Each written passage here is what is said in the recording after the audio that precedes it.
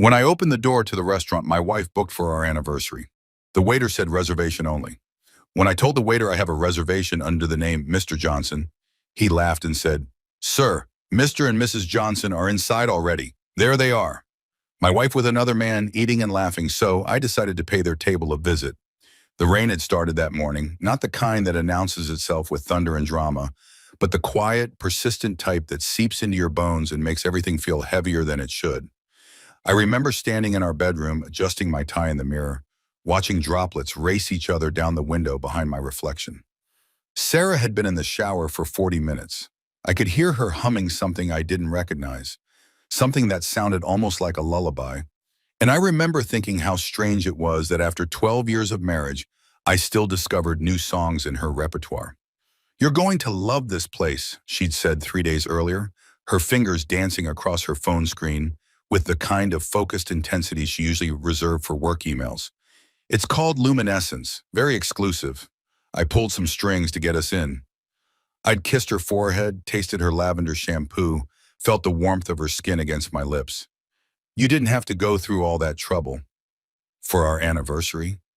She'd looked up at me with those green eyes that had first caught my attention at a mutual friend's wedding reception all those years ago.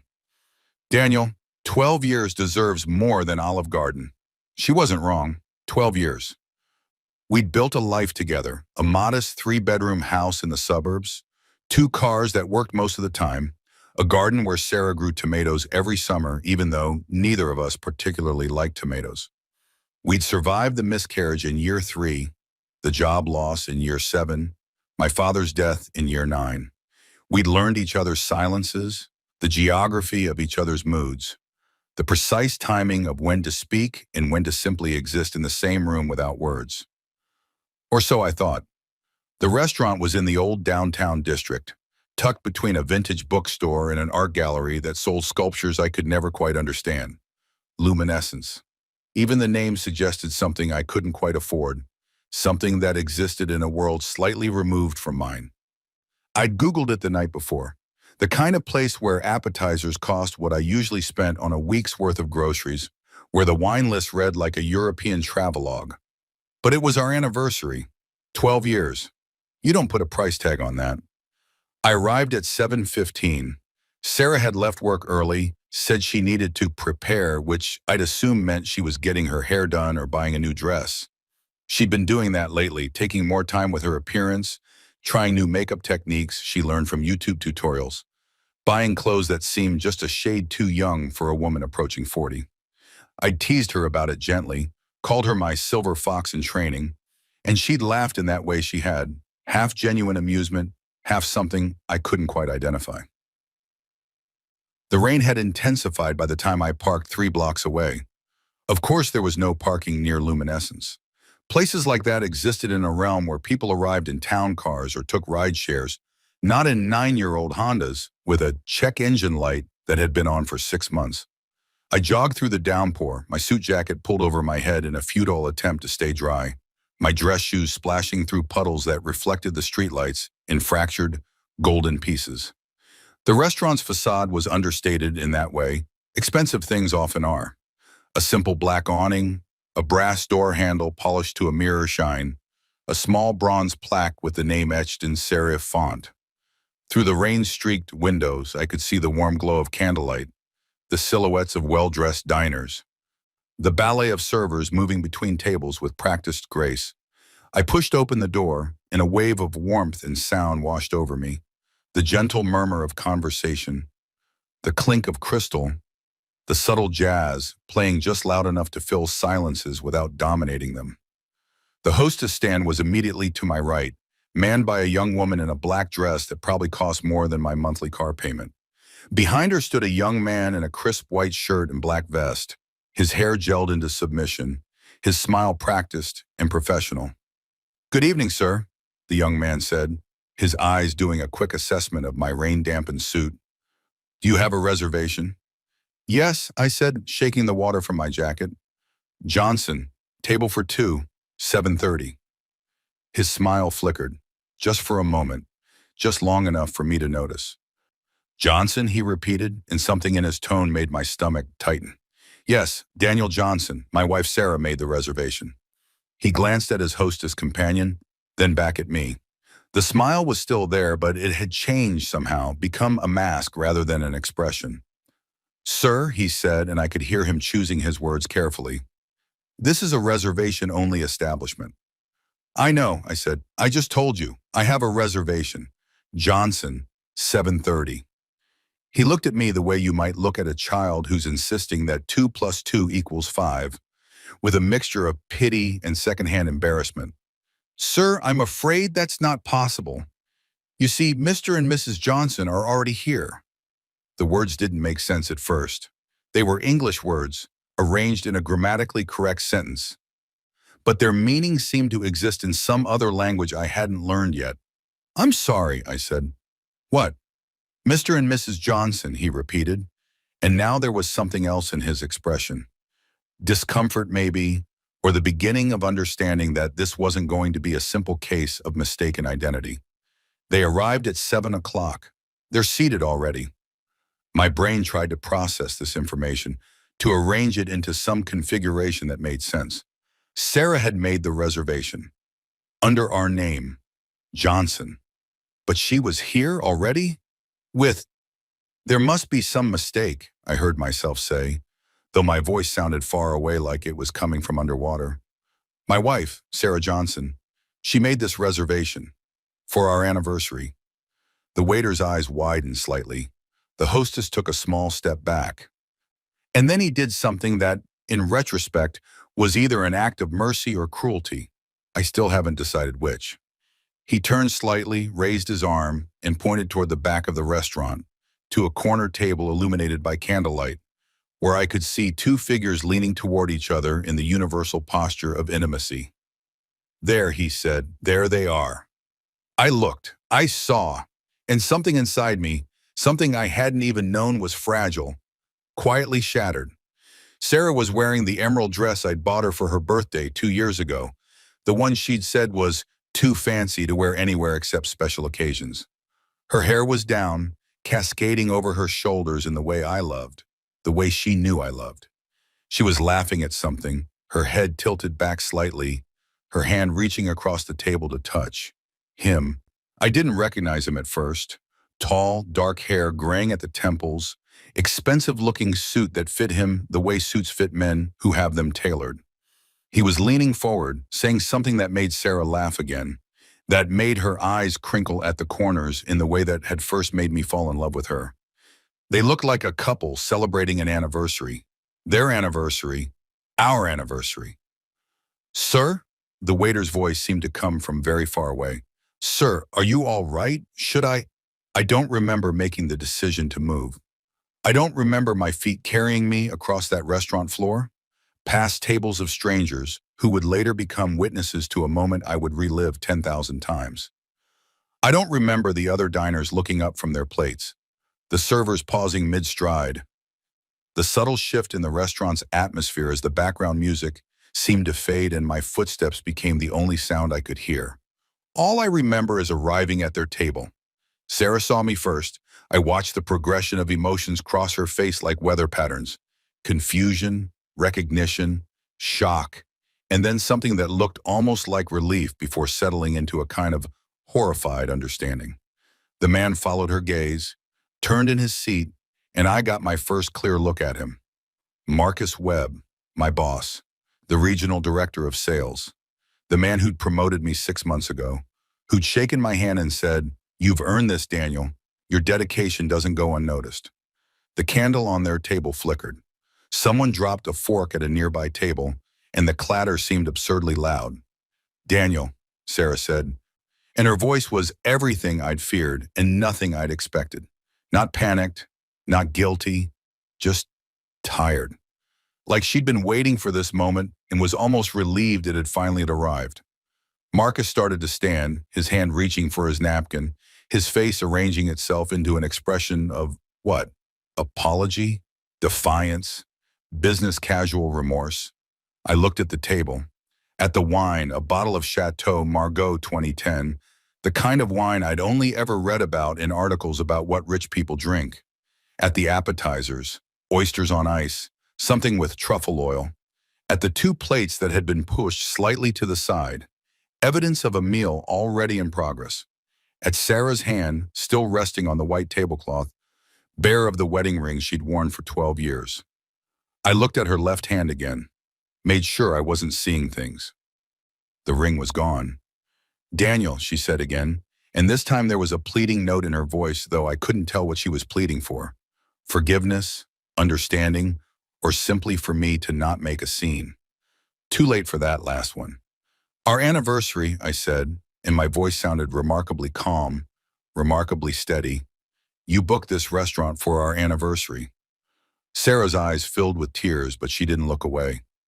I had to give her that. After everything, she didn't look away. "I'm sorry," she whispered. "Daniel, I'm so sorry. We didn't plan for you to find it out like this," I finished for her. "No, I imagine you didn't. What was the plan exactly? Dinner with him, then home to me? Or were you just going to tell me the reservation fell through, that Luminescence had overbooked?" Marcus had fully stood now, and I noticed he was taller than me. Of course he was. Probably made more money too. Drove a better car, had a better jawline, didn't have a check engine light that had been on for 6 months. "Daniel," he said, and his voice had that executive smoothness to it, that tone he used in meetings when he was about to explain why layoffs were actually good for company morale. "This isn't the place for..." "Isn't the place for what?" I asked, and I was surprised by how calm I still sounded, how reasonable. For having a conversation with my wife and my boss, both of whom seemed to be celebrating something at what was supposed to be my anniversary dinner. The restaurant had gone quiet. I could feel eyes on us, could sense the other diners trying very hard to pretend they weren't listening while hanging on every word. Sarah was crying openly now, mascara beginning to track down her cheeks in dark rivers. "Please," she said, "not here. Can we go somewhere and talk? Just the two of us?" "The two of us," I repeated. "Like a married couple? Is that what you mean?" She flinched. Marcus put his hand on her shoulder, a gesture of comfort, of protection, of ownership, and something in me that had been holding very still suddenly unfroze. "Don't," I said quietly. "Don't touch her. Not in front of me. Not tonight." He removed his hand.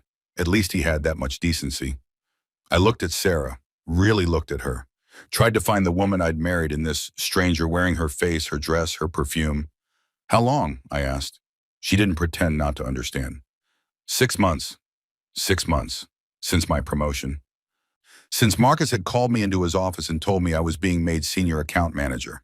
Since Sarah had taken me out to celebrate at a chain restaurant where we'd shared a dessert and she'd kissed me across the table and said she was proud of me. Since she'd started trying new makeup techniques, buying younger clothes, taking more time to prepare. "You were preparing all right," I said, and I almost laughed. "Just not for me. Daniel, please."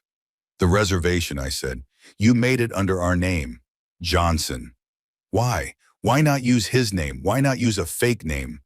Why book our anniversary dinner and come here with him?" Sarah's face crumpled, and for a moment I saw something that might have been genuine anguish. "I don't know," she said. "I don't know. I wasn't thinking." "Or maybe you were thinking very clearly," I said. "Maybe this was always the plan, to replace me so seamlessly that even the reservation didn't need to change. Just the person sitting across from you." Marcus shifted uncomfortably. "Look, Daniel, obviously this is a difficult situation, but..." "But what?" I turned to him. "But we should all be adults about this. But these things happen. But you're sorry for any awkwardness this might cause in the workplace?" He had the grace to look ashamed, briefly. "I never meant to..." he started. "To what? To sleep with your employee's wife? To take her to dinner at a restaurant she booked to celebrate her wedding anniversary? To sit in the chair that was supposed to be mine and drink wine that costs more than I make in a week, while my wife, looks at you the way she used to look at me?" My voice had risen. I was making a scene. I was becoming the entertainment for a restaurant full of wealthy strangers who would go home tonight and tell their own spouses about the poor man who discovered his wife's affair over oysters and overpriced wine. I didn't care. 12 years, I said, looking at Sarah. "We were married for 12 years. We buried your father together. We held each other when we lost the baby. I held your hand when you thought you had cancer and we were waiting for the test results. I was there. I was always there. I know, she sobbed. I know you were. You're a good man, Daniel. You are. This isn't about you being what? Being enough? She didn't answer, didn't need to. I looked at the table again, at the evidence of their evening, at the life they were building in the space where mine used to be. And then I did something that surprised even me. I sat down, not in an empty chair, in Marcus's chair, the one he'd just vacated. Daniel, Sarah said, her voice sharp with alarm. What are you doing? I picked up Marcus's wine glass, still half full of Chateau Margaux 2010, still warm from his hands, and took a long, slow sip. It was good. Better than anything I'd ever tasted. Smooth and complex with notes of blackberry and, what had the review said, tobacco and cedar. I'm having our anniversary dinner, I said. Isn't that what you wanted? Marcus looked like he was trying to decide between calling security or simply walking away. Daniel, I think maybe you should... Sit down, I said, gesturing to an empty chair at a nearby table. You can watch. You're good at that, aren't you? Watching. Waiting. Taking what doesn't belong to you when you think no one's looking? He didn't sit, didn't move. Just stood there looking uncomfortable in his expensive suit, probably calculating the professional ramifications of this scene, wondering how it would affect his upcoming review, his stock options, his carefully cultivated reputation. I took another sip of wine, took my time with it, let the silence stretch. I want you to know something, I said finally, speaking to both of them but looking at Sarah. I came here tonight excited.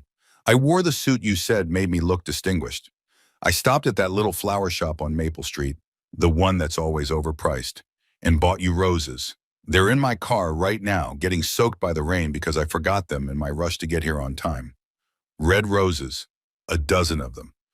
Because 12 years deserves roses. Sarah's face was unrecognizable now, distorted by tears and grief and shame. I was going to tell you that I loved you, I continued. I was going to tell you that you made me better. That every morning I woke up grateful that you'd chosen me. That I knew I wasn't perfect. I'm not rich, I'm not exciting. I leave dishes in the sink and I snore, and I forget to put the toilet seat down. But I was going to tell you that I was trying, that I would keep trying, that 12 years was just the beginning. Daniel, stop, Sarah whispered. Please stop. But I couldn't stop, wouldn't stop. Because if I stopped, I would have to leave. And if I left, this would become real in a way it wasn't quite yet. I was wrong, I said. It wasn't the beginning. It was the end. I just didn't know it yet. I set down the wine glass, stood up, looked at Marcus. The promotion, I said, 6 months ago, was it real? Did I actually earn it? Or was it payment for services rendered? His face went pale. Daniel, that's not, I would never. Wouldn't you, I asked. Would you say no to anything? To anyone, to any pleasure, any indulgence, any opportunity that presented itself when you thought the consequences would never catch up to you? It wasn't like that, he said, and I almost believed him. Almost. The promotion was based on your merit, your sales numbers. My dedication, I finished. That's what you said. Your dedication doesn't go unnoticed. You were right about that. My dedication to my wife, to my mom, to the idea that if you just worked hard enough, if you just loved deeply enough, if you just kept showing up, things would work out. I looked around the restaurant at the watching faces, at the servers frozen mid-motion, at the hostess by the door with her phone out, probably ready to call someone if this situation escalated. I hope you enjoy the rest of your meal, I said to them both. The wine is excellent, really, worth every penny. And the ambiance, I gestured around at the candlelight, the fresh flowers, the soft jazz. It's very romantic, perfect for an anniversary. I started to walk away, made it 3 steps before I turned back. One more thing, I said to Sarah. Your ring, where is it? She looked down at her bare hand. When she looked up again, I saw something that might have been regret or might have been relief that she didn't have to pretend anymore. At home, she said quietly. In the jewelry box. Good, Bill, I said. I'll pick it up when I come to get my things. You can keep the house, the cars, everything. I don't want any of it. It was all built on something that doesn't exist anymore. Daniel, we need to talk about, she started. No, I said, we really don't. There's nothing left to talk about. You made your choice. You made it 6 months ago, and you kept making it every day since then. Every morning when you kissed me goodbye. Every night when you came home and told me about your day. Every time you said, I love you, when what you meant was, I'm sorry. The tears were flowing freely now, and part of me, the part that had loved her for 12 years, wanted to comfort her, to wipe away those tears, to tell her it would be okay. But it wouldn't be okay. And I was tired of lying. I hope he makes you happy, I said. I really do. I hope he's everything I wasn't, everything you needed, everything you deserved. I turned to Marcus. You should know, I said conversationally, like we were discussing weather or sports scores, that she talks in her sleep, and she needs the room cold, like really cold, or she can't fall asleep. She's allergic to shellfish, so those oysters are probably going to make her sick, but she'll eat them anyway because she doesn't want to seem difficult. She likes old movies, the kind from the 40s and 50s where everyone talks fast and wears good hats. She cries at insurance commercials. She has a scar on her left hip from when she fell off a bike when she was 7. When she's really stressed, she organizes closets. When she's really happy, she hums. She's terrified of birds, all birds, even the small ones, because one flew into her hair when she was a kid. I paused, watching his face, watching him realize how little he actually knew about the woman he was stealing. But you probably already know all that, I said. You've had 6 months after all. Plenty of time to learn all the little details that make a person real instead of just an affair. Sarah was sobbing openly now, making sounds that I'd only heard once before. The day we found out about the miscarriage, the day we lost the future we had been planning. This was another kind of miscarriage, the death of a different future. Goodbye, Sarah, I said. I loved you. I want you to know that. Whatever else happens, whatever you tell yourself to make this easier, I want you to remember that I loved you completely, stupidly, devotedly. And you threw it away for, I looked at Marcus, for this. I walked away then, really walked away. Past the staring diners, past the shocked servers, past the hostess with her phone out into the rain that was still falling, harder now, turning the streets into rivers. I made it to my car before the shaking started, made it behind the wheel before the first sob escaped, made it into the parking lot before I had to pull over because I couldn't see through the tears, and the rain and the windshield wipers couldn't keep up with either. The roses were there, in the passenger seat, 12 of them, wrapped in that cheap green tissue paper the flower shop used, getting wet from where the rain was leaking through the window that didn't seal properly anymore. I reached for them, held them, and then I did something that, in retrospect, was probably just as therapeutic as any amount of talking would have been. I threw them out the window, into the rain, into the street, into the night, watched them scatter, watched the petals separate from the stems, watched 12 years of devotion dissolve into the gutter. And then I drove home, to the house that wasn't home anymore, to begin the work of figuring out who Daniel Johnson was when he wasn't someone's husband. The house was exactly as I'd left it that morning. Dishes in the sink from breakfast, my coffee mug on the counter with a brown ring at the bottom, Sarah's romance novel face down on the arm of the couch. Everything in its place. Everything normal. Everything a lie. I stood in the doorway for a long time, unable to cross the threshold. It felt like entering a museum exhibit. The Life of Daniel Johnson, 2013-2025. Mixed media. Do not touch the artifacts. Do not disturb the carefully curated fiction of domestic contentment. Eventually I went in. Where else was I going to go? The first thing I did was pour myself a drink. Whiskey. The cheap kind Sarah always complained about. Said it tasted like paint thinner. I'd bought it anyway, kept it in the cabinet above the fridge for nights when I needed something simple and burning. I poured 3 fingers into a tumbler and sat at the kitchen table, the same table where we'd eaten thousands of meals, discussed grocery lists and vacation plans, and what color to paint the bathroom. The same table where presumably Sarah had sat and planned how to tell me, or planned how to never tell me, or planned nothing at all except what to wear to a dinner with her lover on our anniversary. My phone buzzed. A text from a number I didn't recognize. Daniel, it's Marcus. We need to talk. Monday, my office, 8 a.m. Not, I'm sorry, not, this was a mistake. Not, let's figure out how to fix this catastrophic destruction of professional and personal boundaries. Just, we need to talk. Monday, my office. Like I was being called to the principal's office. Like I was the one who'd done something wrong. I deleted the text, poured another drink, watched the rain run down the kitchen window, and thought about how water always finds the lowest point, the path of least resistance, the easiest way down. My phone buzzed again, Sarah this time. Please come home, we need to talk. I can explain. I laughed, actually laughed, a short, bitter sound that seemed too loud in the empty kitchen. Explain what? The mechanics of the betrayal? The timeline? The progression from I love my husband to I love my husband's boss more? The exact moment when 12 years became expendable. I didn't respond. Instead, I opened my laptop, the one I use for work, for tracking sales numbers and client communications and expense reports, and started typing. Not to her, not to him, just typing, trying to organize the chaos in my head into something resembling coherent thought. Things I know. My wife has been having an affair for 6 months with my boss. They're comfortable enough to go out in public together. To the restaurant she booked for our anniversary. She removed her wedding ring. I am the last to know. I am always the last to know. Things I don't know. Why, when it will stop hurting, who I am without her. How to tell our friends. How to tell my mother. How to tell myself that I missed this for half a year. The cursor blinked at me. Patient. Waiting.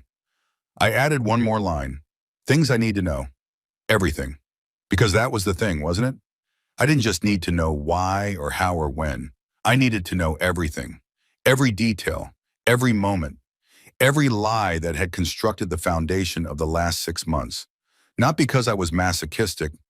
Not because I wanted to torture myself. But because until I knew the full scope of what had been done to me, I couldn't begin to understand what came next. My phone rang. Sarah. I let it go to voicemail. She called again and again. On the 4th call, I answered. What? Daniel. Her voice was thick, congested from crying. Please, I'm still at the restaurant. Marcus left. I'm alone. Can you please come back? Or I can come home. We need to talk about what? I asked. About the fact that you've been sleeping with my boss for 6 months? About how you used our anniversary as a convenient cover for a date with him? About how you removed your wedding ring before sitting down to oysters in Chateau Margaux? Which part would you like to talk about first? Silence. Then, all of it. I want to explain all of it. No, I said. You want to justify it. You want to make it make sense. You want to tell me some story that turns you into a victim of circumstances instead of a person who made choices. And I'm not ready to hear that story yet. When will you be ready? I don't know. Maybe never. Maybe tomorrow. Maybe in 12 years, which seems only fair, don't you think?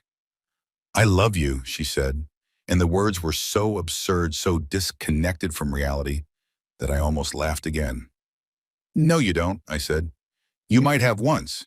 You might even think you do now. But love doesn't look like what you did tonight. Love doesn't make reservations under your husband's name and bring another man. Love doesn't remove wedding rings. Love doesn't... My voice broke. I hated that it broke. Hated that she could still affect me like this. I need to go, I said. Don't hang up, please. Daniel, I'm begging you. I hung up, turned off my phone, poured another drink, and then I went upstairs to the bedroom we'd shared for 12 years and started the systematic deconstruction of our life together. The jewelry box was on her dresser, right where it had always been. Wooden inlaid with mother of pearl, a gift from her grandmother who died when Sarah was 16. I opened it, found the ring immediately, the simple gold band I'd bought when we were young and broke and optimistic about our ability to build a life on love and grocery store wine. I picked it up, held it to the light, looked for some sign of wear, some indication that it had meant something, that it had been loved. It looked brand new, like it had barely been worn at all. I pocketed it, not because I wanted it, but because it was mine. Evidence, proof that this had been real once before it became whatever it was now. The closet was half empty. I hadn't noticed until now, but in looking at it with fresh eyes, I could see the gaps. Missing dresses, missing shoes, missing pieces of a wardrobe being carefully relocated to where? Marcus's place?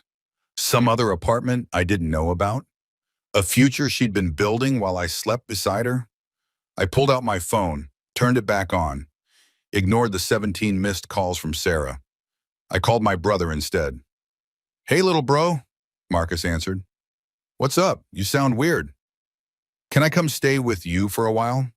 Silence, and then, "What happened?" "Sarah's having an affair." More silence, longer this time. "I'm coming to get you," he said. "Pack a bag. I'll be there in 20 minutes. "You don't have to. Pack a bag." He hung up. I packed a bag. My brother Marcus, yes, we have the same name. Yes, it's confusing. Yes, it made the whole situation even more surreal. Lived in a loft apartment downtown, the kind of place that still had exposed brick and high ceilings and zero closet space. He was waiting outside when I pulled up, standing in the rain without an umbrella, like he'd been watching for me. "Park in the garage," he said when I rolled down the window. "Second and level, spot 204. I'll get your bag." I parked, turned off the engine, sat in the silence that only comes when you stop moving and realize you have nowhere else to go. Marcus knocked on my window. "Come on, let's get you inside." His apartment smelled like coffee and leather, and the particular kind of ordered chaos that comes from being 35 and single and not entirely sure what to do with either state. Books everywhere. Art that probably meant something to someone. A guitar in the corner that I knew for a fact he didn't know how to play. "Sit," he said, pointing to the couch. "I'm making coffee, or do you want something stronger?" "I've had enough stronger," I said, but I sat anyway. He made coffee, strong and black the way our father used to make it, the way we'd both learned to drink it before we learned to like it. "So," he said, sitting across from me in a chair that looked sculptural and uncomfortable, "tell me what happened." I told him. All of it.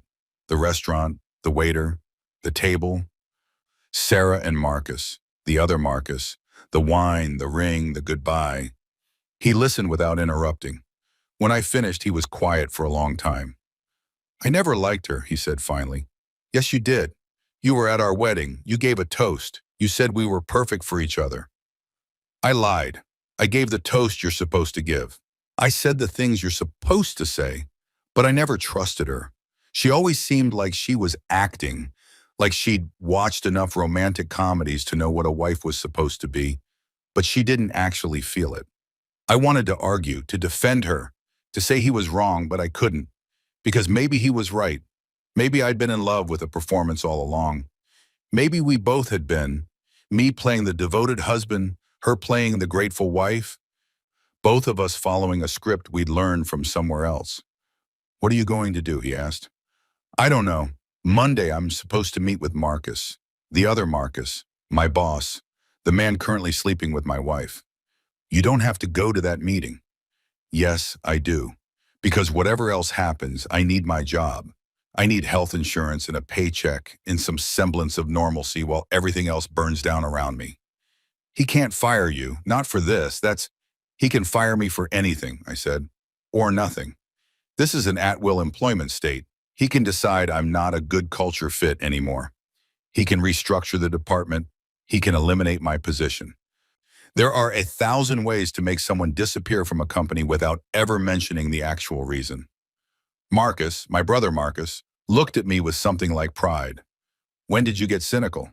"About 6 hours ago." He laughed. It felt good to hear laughter. Even bitter laughter. Even laughter that acknowledged how completely fucked up everything was. "Stay here as long as you need," he said. "The couch pulls out. It's not comfortable, but it's better than in going back there. I'll need to get my stuff. Clothes, toiletries, my laptop for work. We'll go tomorrow, during the day. When she's at work, you don't need to see her right now." He was right. I didn't. But part of me wanted to.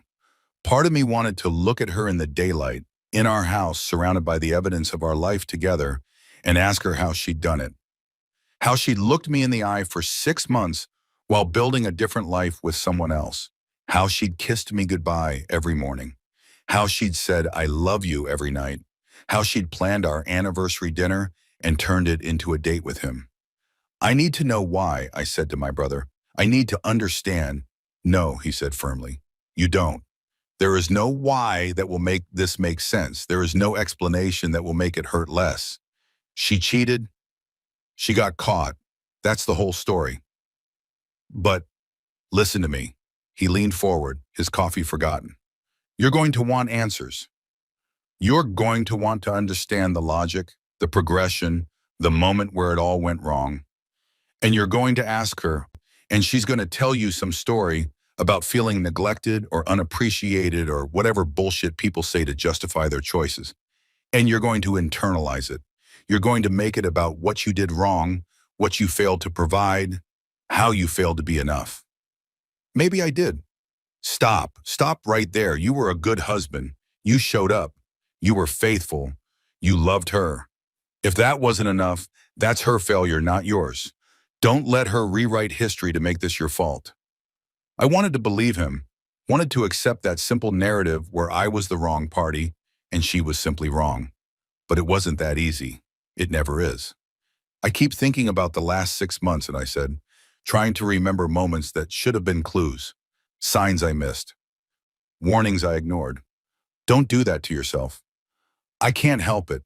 It's like my brain is running through every conversation, every interaction, looking for the truth I was too stupid to see. "You weren't stupid. You were trusting. That's not the same thing. Feels the same right now." He sighed, picked up his coffee, put it down without drinking. "You want to know what I think?" and he asked. "Probably not, but tell me anyway." "I think she's been checked out for a lot longer than 6 months. I think the affair was just the final step in a process that started long before, maybe years before, maybe from the beginning. Some people, they're never really present. They're always looking for the next thing, the better thing, the thing that will finally make them feel whatever it is they think they're supposed to feel. You're saying she never loved me. I'm saying she probably loved the idea of you, the idea of a marriage, the idea of being the kind of person who has anniversary dinners and roses and a nice house in the suburbs. But the actual day-to-day reality of being married to a real human being, I don't think she ever signed up for that. It should have made me feel worse. Somehow it made me feel better. Because if he was right, if she'd never been fully present, then I hadn't actually lost anything real. I'd lost an illusion, a performance, a very convincing lie. "I should sleep," I said. "I have to work tomorrow. Well, work from here. I'll go to the office Monday for the meeting. The meeting where your boss tries to fire you for discovering his affair with your wife. That meeting, yes. Want me to come with you, sit in the lobby, intimidate him with my presence?" I almost smiled. "You're a graphic designer. You're about as intimidating as a golden retriever." A golden retriever with a brother who's been wronged. That's at least moderately intimidating. "I'll be fine," I said, though I had no idea if that was true. "I just need to get through it, one conversation at a time, one day at a time, 1 hour at a time," so he corrected. 1 minute if you need to. I pulled out the couch, found sheets in the closet he directed me to, made up a bed that smelled like laundry detergent in the particular loneliness of starting over. My phone buzzed. Sarah again. I didn't even look at the message. Instead, I lay in the dark and listened to the rain and thought about how quickly a life can change, how you can wake up married and go to bed single, how you can start a day with plans for anniversary dinner and end it sleeping on your brother's couch, how 12 years can evaporate in the time it takes a waiter to say, "Mr. and Miss Johnson are already here." I didn't sleep that night, just lay there watching the shadows move across an unfamiliar ceiling, listening to the city sounds that were different from our suburban silence, feeling the weight of my wedding ring in my pocket like a small, cold stone. Tomorrow, I would start figuring out what came next. Tonight, I would just survive the present. It seemed like enough. Saturday morning arrived gray and cold. The kind of autumn day that makes you want to stay in bed and pretend the world doesn't exist. I'd finally fallen asleep around 4, woke up at 6 to the sound of my brother making breakfast in the kitchen. Eggs? He called when he heard me moving. Sure.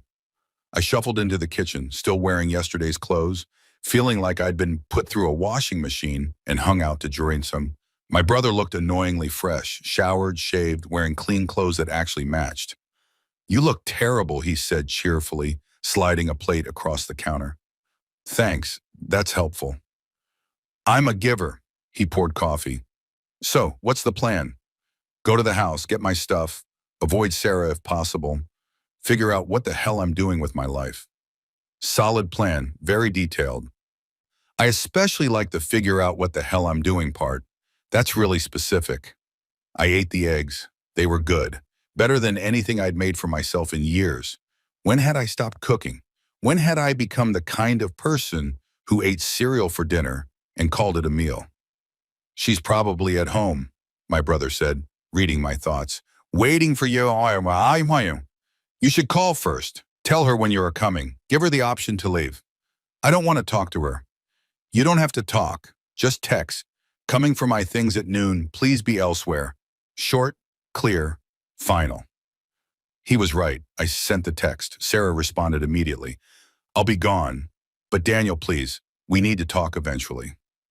I didn't respond to that. Instead, I finished my coffee, borrowed a toothbrush, and prepared myself for the strange task of packing up a life I'd thought would last forever. The house looked the same. Of course it did. Infidelity doesn't change the architecture. The roses I'd planted 3 years ago were still blooming by the front walk. The paint was still the shade of blue Sarah had picked because she said it reminded her of the ocean. The welcome mat still said, "Home sweet home," in letters that were starting to fade. I sat in my car for 10 minutes before going in. My brother had offered to come, but I'd said no. This was something I needed to do alone. The door was unlocked. Sarah always forgot to lock it, said she felt safer in an unlocked house because then she couldn't accidentally lock herself out. I'd spent 12 years reminding her to lock doors, to be safe, to think about worst-case scenarios. Turned out the worst-case scenario wasn't a burglary. It was walking into your own house and realizing it wasn't yours anymore. The living room was pristine, too pristine. Sarah had clearly been cleaning, her nervous habit, the things she did when she couldn't control her emotions, so she controlled her environment instead. The couch cushions were fluffed. The magazines were stacked perfectly on the coffee table. Even the remote controls were arranged in order of size. I went upstairs. Our bedroom, my bedroom, her bedroom, the bedroom felt like a crime scene. The bed was unmade, which was unusual for Sarah. Tissues scattered across her nightstand, her laptop open on the bed, screensaver cycling through photos of us. Us at our wedding, us on vacation in California, us at her company Christmas party 3 years ago. Us. All lies now. Or maybe not lies, maybe just obsolete. Historical documents from a civilization that no longer existed. I found a suitcase in the closet, started packing. Clothes first, enough for a week, maybe 2. Toiletries, laptop charger, the book I'd been reading, my father's watch that he'd left me in his will, my wedding ring from the jewelry box. I was going through my dresser when I found it. The envelope, tucked under my socks, like she'd hidden it there for safekeeping or forgotten about it entirely. No name on it, just an envelope. Unsealed. I shouldn't have opened it. Should have respected privacy, maintained boundaries, been the bigger person. I opened it. Inside were photos. Printed photos. The kind people don't make anymore unless they're trying to be artistic or sentimental. Photos of Sarah and Marcus, not at Luminescence. These were older, casual, intimate. Sarah and Marcus at what looked like a company retreat, his arm around her waist, both of them smiling at the camera. Sarah and Marcus at a coffee shop I recognized, the one near her office, sitting close, too close for colleagues. Sarah and Marcus in what was clearly a hotel room. She was wearing a robe. He was shirtless. They were laughing at something off camera. I checked the dates on the back. Someone, Sarah probably, had written them in her careful handwriting. The oldest was dated 8 months ago. Not 6 months. 8. She'd lied about the timeline, or maybe she'd lied about when it became physical, or maybe she'd lied about everything, and the truth was somewhere deeper than I could reach. I took the photos, not because I wanted them, but because they were evidence, documentation, proof that my reality was even more fractured than I'd thought. I found more things as I packed. A receipt from a hotel in the city, dated 7 months ago.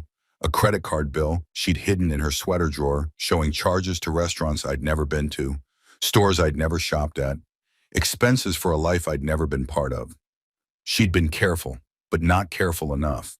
Or maybe she'd wanted me to find these things. Maybe some part of her had been begging to be caught, to be stopped, to be forced into honesty. My phone rang. Sarah, I answered. Where are you? She asked. I'm at the house. You said you'd be gone. I came back. I'm in the car, parked across the street. I needed to see you, to talk to. 8 months, I said. Silence. The photos, I continued, in the envelope, under my socks, where you hid them. 8 months, Sarah, not 6. Daniel, did anything you told me last night actually happen to be true? Or was that just another lie in an 8-month series of lies? It started 6 months ago, she said, her voice shaking. The physical part. Before that, it was we were just what? Just emotionally cheating, just crossing boundaries, just building a relationship that made you forget you had a husband? It wasn't like that. Then what was it like? Explain it to me. Make it make sense. I heard her crying on the other end of the line, wanted to feel sorry for her. Couldn't quite manage it. I don't know how it happened, she said. We started talking at work, about projects, about life. He listened to me, really listened, and I felt seen, in a way I hadn't felt seen in years. I saw you, I said quietly, every day, every morning, every night. I saw you.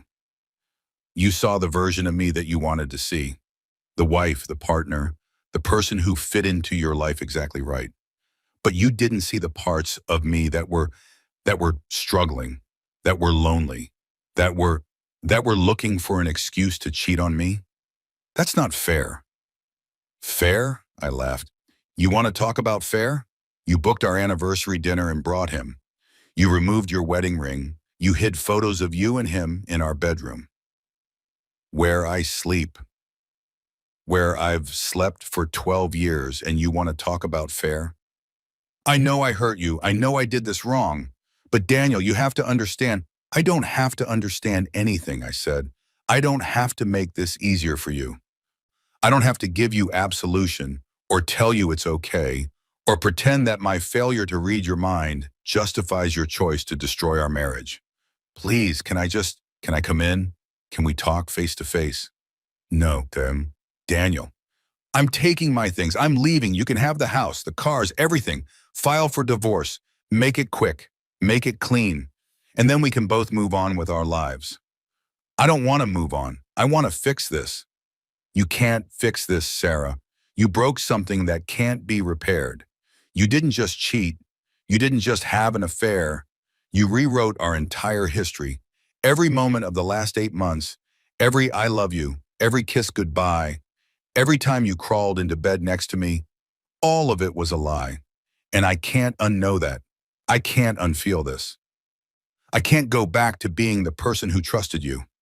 She was sobbing now, full, gasping sobs that made me remember the miscarriage, the funeral, all the times I'd held her while she cried. I still love you, she managed. No, I said.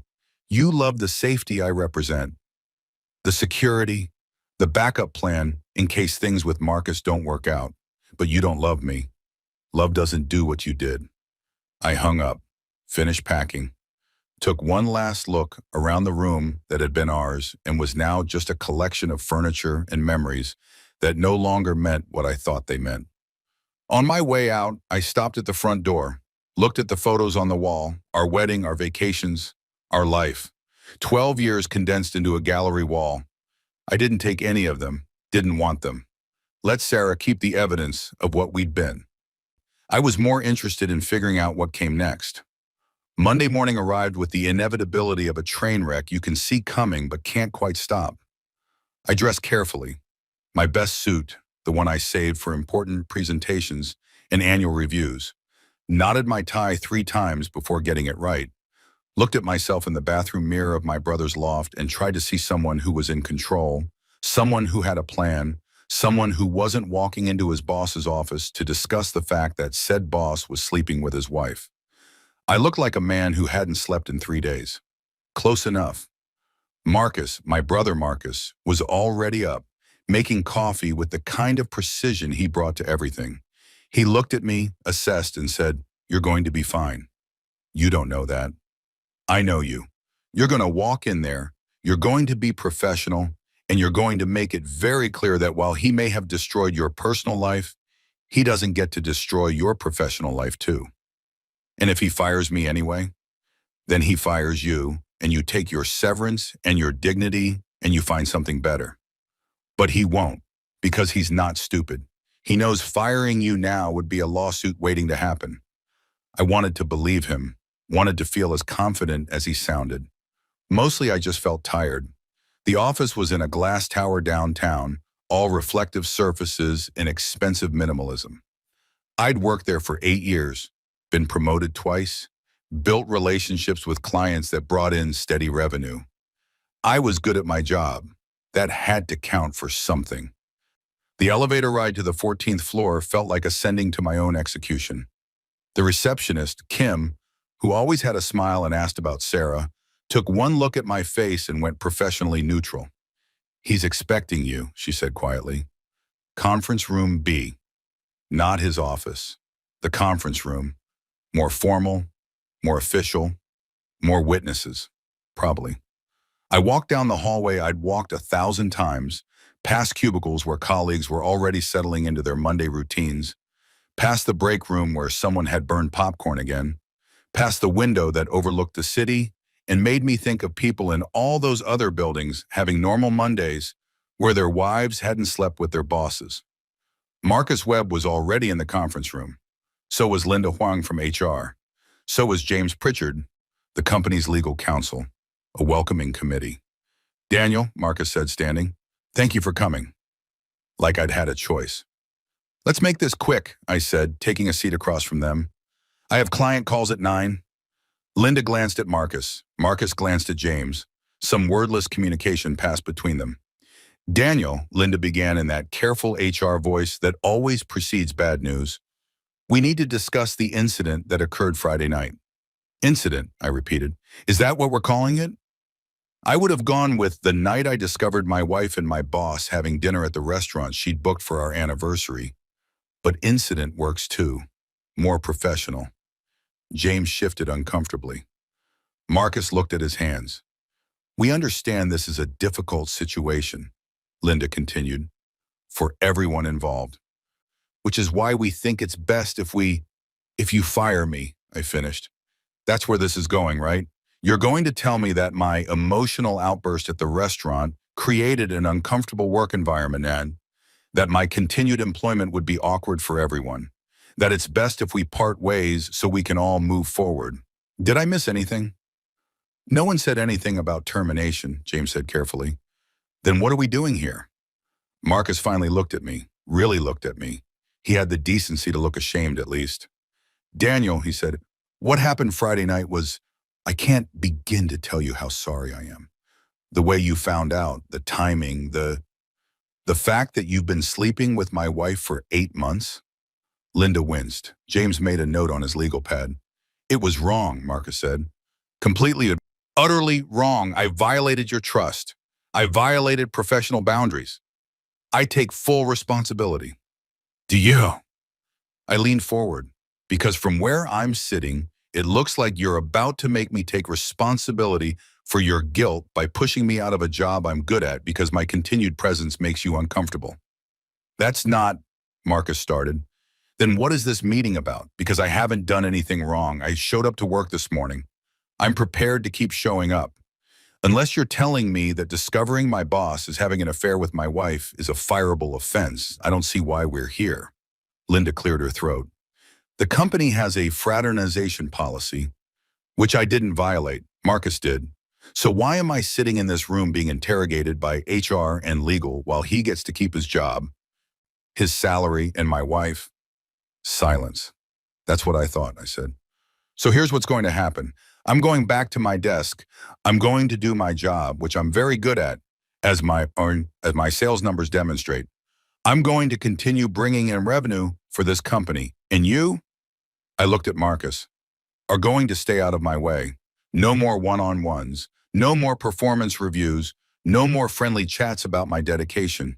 You lost the right to manage me when you decided my wife was more interesting than professional ethics. Daniel, Marcus said, I understand you're angry. I'm not angry, I said, and I realized it was true. I wasn't angry. I was something else. Something colder. Something more focused. I'm done. Done with being the nice guy. Done with making everyone else comfortable. Done with accepting less than I deserve because I'm too polite to demand better. I stood. I'll copy Linda on all my future correspondence, all project updates, all client communications. You'll be removed from the loop entirely. If the company has a problem with that arrangement, fire me. Otherwise, I'll see you never. I walked out before anyone could respond, made it to my desk before my hands started shaking, made it to the bathroom before I had to lean against the wall and breathe through the adrenaline crash, made it through the rest of the day by sheer force of will. At 5 o'clock, Kim from reception appeared at my desk with an envelope. Linda asked me to give you this, she said quietly. I opened it. Inside was a formal letter confirming our conversation. Outlining the new reporting structure, I would now report to Sarah Martinez, the VP of Sales, and, most surprisingly, a note at the bottom. Your point was well made. We'll proceed as you suggested. LH. I'd won. It didn't feel like winning. It felt like surviving, which I was learning was sometimes the same thing. That night, back at my brother's loft, I opened my laptop and started doing what I should have done months ago. Research. Marcus Webb's social media was mostly professional.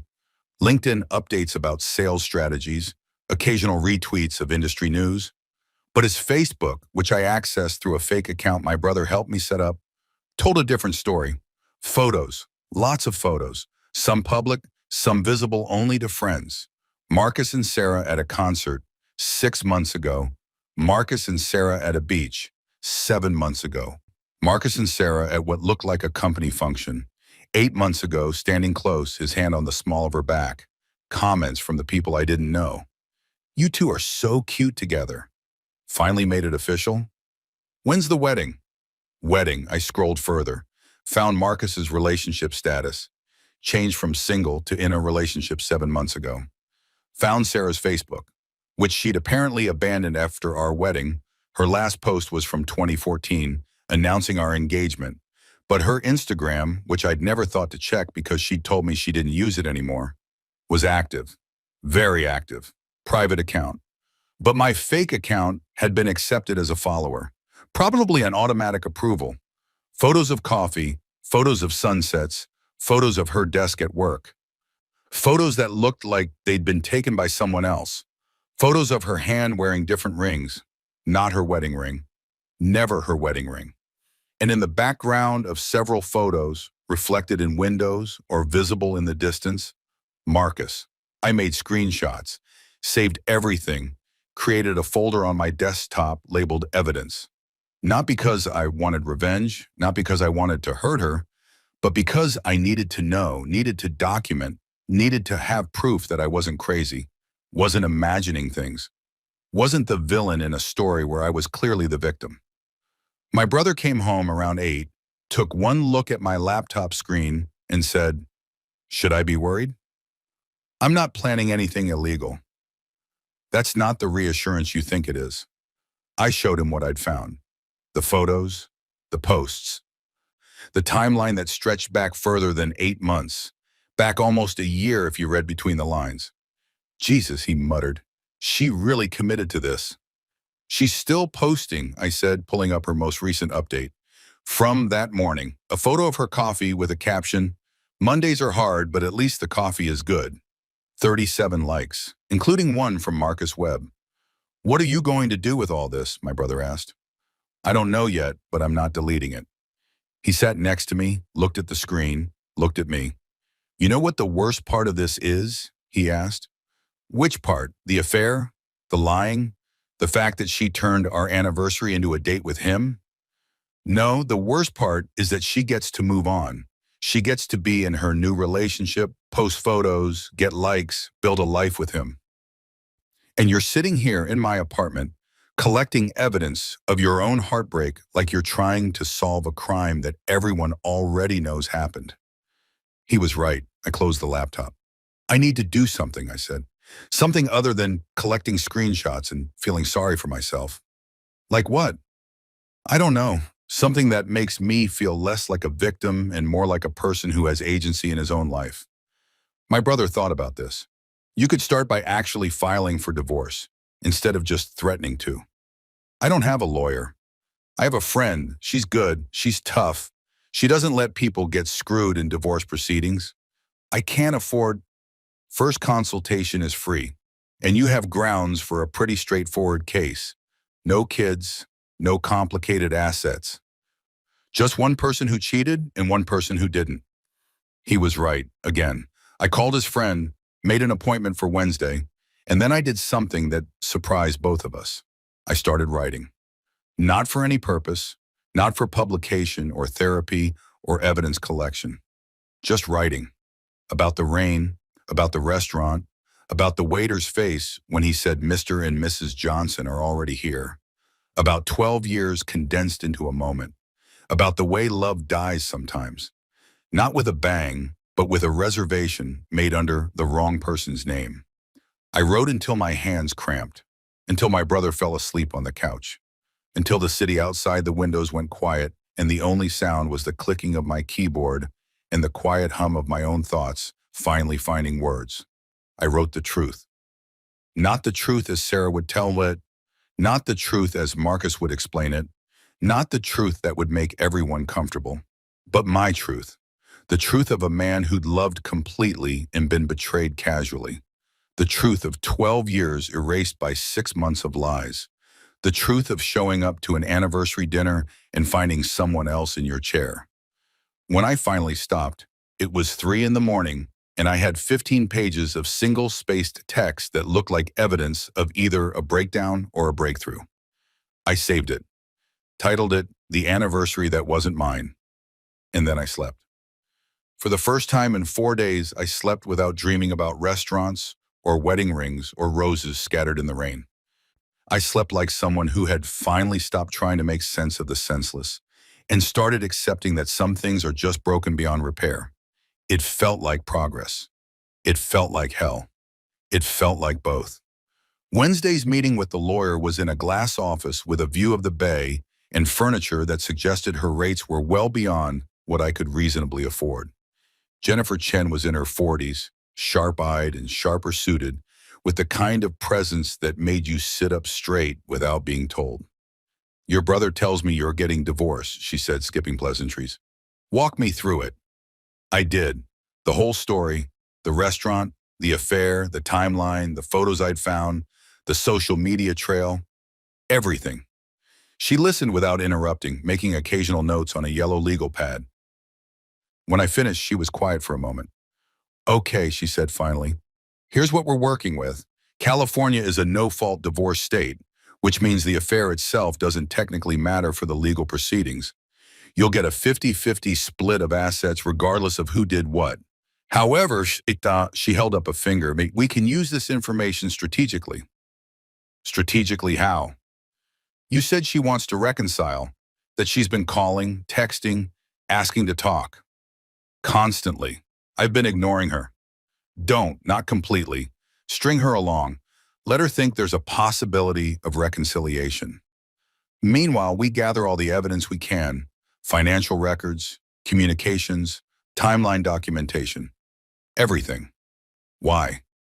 Because right now she's emotional, guilty, scared of losing you completely. People in that state make mistakes. They confess things. They volunteer information they shouldn't. They sign agreements they'll regret later because they're trying to prove how sorry they are. I must have looked skeptical because she leaned forward, I'm not asking you to be cruel, she said. I'm asking you to be smart. Your wife lied to you for 8 months. She's still lying. I guarantee there's more you don't know yet. And when this goes to court, Balai, when we're dividing assets and arguing about who gets what, you want every possible advantage. Not because you're vindictive, but because you deserve a fair outcome. What kind of advantage are we talking about? Evidence of her spending marital assets on the affair. Hotel rooms, dinners, gifts. If she used joint credit cards or took money from joint accounts to fund her relationship with Marcus Webb, that's misappropriation of marital funds. We can argue for reimbursement. I thought about the credit card bill I'd found, the hotel receipts. I have some of that, I said. Good. Get more. Bank statements, credit card statements, phone records if possible. Build a timeline, document everything. This feels like spying on your own wife? It is. It's also protecting your interests. She made her choices. Now you need to make yours. She was right. I knew she was right. What about Marcus? I asked. My boss, the guy she's been cheating with. What about him? Is there any legal action I can take against him? She smiled, not pleasantly. California doesn't recognize alienation of affection claims, so you can't sue him for breaking up your marriage. However, if his relationship with your wife has created a hostile work environment, or if he's used his position of power inappropriately, that's a different matter. He's my boss. He promoted me 6 months ago, right when the affair became physical. Her eyebrows rose. That's interesting. Very interesting. Did you deserve the promotion? I think so. My numbers were good. I'd been passed over before. But you can't prove definitively that the promotion was merit-based and not related to his relationship with your wife. I guess not. And now he's trying to push you out of the company?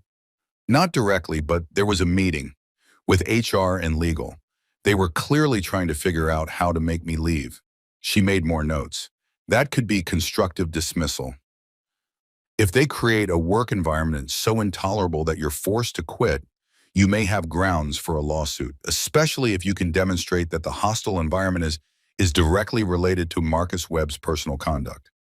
I'm not trying to sue everyone, I said. I just want justice, accountability, for people to face consequences for their actions? Something like that. Then document everything at work too. Every email, every meeting, every interaction with Marcus Webb or anyone else who might be trying to push you out. Keep a log. Dates, times what was said, build your case. This is exhausting. Divorce is exhausting. Betrayal is exhausting. But you know what's more exhausting? Letting people screw you over because you're too tired to fight back. I left her office with a checklist of things to gather, a retainer agreement to sign, she'd agreed to reduced rates given my circumstances, and a growing sense that this was going to get much worse before it got better. That night, I did something I'd been avoiding. I responded to Sarah's texts. Can we talk? Her reply was immediate. Yes. When? Where? Tomorrow, coffee shop on Main, 2 p.m. I'll be there. Thank you. Daniel, thank you so much. I felt sick. Jennifer's words echoed in my head. String her along. Let her think there's a possibility. It felt manipulative, cruel, everything I'd always prided myself on not being. But she'd manipulated me for 8 months. She'd been cruel in the casual way people are cruel when they stop caring about your pain. Maybe it was time to learn from her playbook. The coffee shop was neutral territory, public enough to prevent a scene, familiar enough to feel safe. I arrived early, took a table off the window, ordered black coffee I didn't want. Sarah arrived exactly on time, looking like she'd aged 5 years in 5 days. Dark circles under her eyes, hair pulled back in a ponytail instead of styled, wearing jeans and a sweater instead of the carefully curated outfits I'd gotten used to. She looked like me. She looked like someone who hadn't slept. Hi, she said, sitting across from me. Hi. Awkward silence. We'd been married for 12 years and suddenly we didn't know how to talk to each other. Thank you for agreeing to meet, she said finally. I didn't think you would. I didn't think I would either. I've been staying at a hotel. The house felt wrong without you there. Good, I thought, but didn't say. How are you? She asked. How do you think I am, Sarah?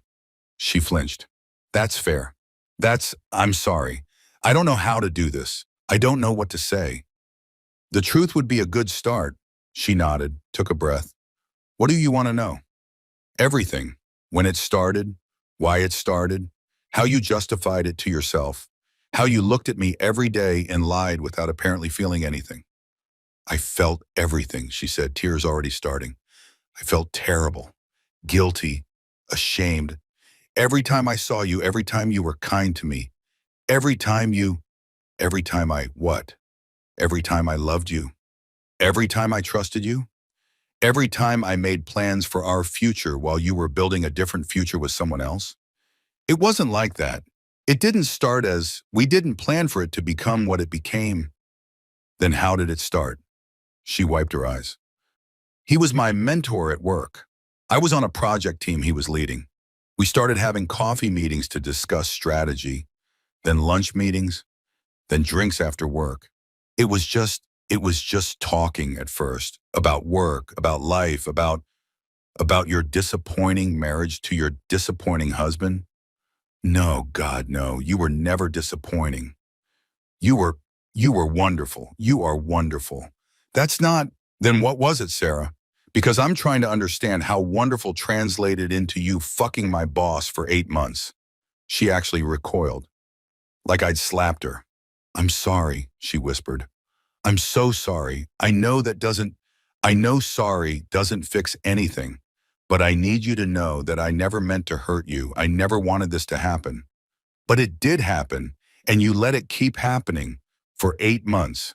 While we were living together, while we were married, while I was planning our anniversary dinner and buying you roses and being the kind of husband who thought 12 years deserved celebrating. She was crying harder now. Ugly crying. The kind that makes your face red and your nose run. I don't know how it happened, she said. I swear to God, I don't know. It was like I was two different people. There was the Sarah who came home to you, who loved you, who meant every I love you, I said. And then there was this other Sarah who was with him, who felt alive in a way I hadn't felt in years, who what? Who got to pretend she wasn't married? Who got to feel young and wanted and exciting? Who got to have an affair without consequences because her husband was too stupid to notice? You weren't stupid. I was careful. I was, you weren't careful enough. I found the photos, the ones you hid in the bedroom, the credit card bills, the hotel receipts. I know about the Facebook posts, the Instagram likes, the whole secret life you built while I was sleeping next to you every night. Her face went white. You went through my things? I did. After I discovered that my entire marriage was a lie, I went through your things. Shocking, I know. Probably a violation of your privacy. How dare I not respect the boundaries of a woman who was cheating on me? That's not fair. Fair? I laughed. It came out harsh and bitter. Sarah, you lost the right to talk about fair when you made a reservation at Luminescence under Mr. and Mrs. Johnson and brought him instead of me. She buried her face in her hands. We sat like that for a long moment, her crying, me watching her cry and feeling nothing except a distant, clinical interest in my own lack of emotion. When she finally looked up, her eyes were red and swollen. What do you want me to say? She asked. Tell me what you want me to say, and I'll say it. Tell me what you want me to do, and I'll do it. I'll end it with Marcus.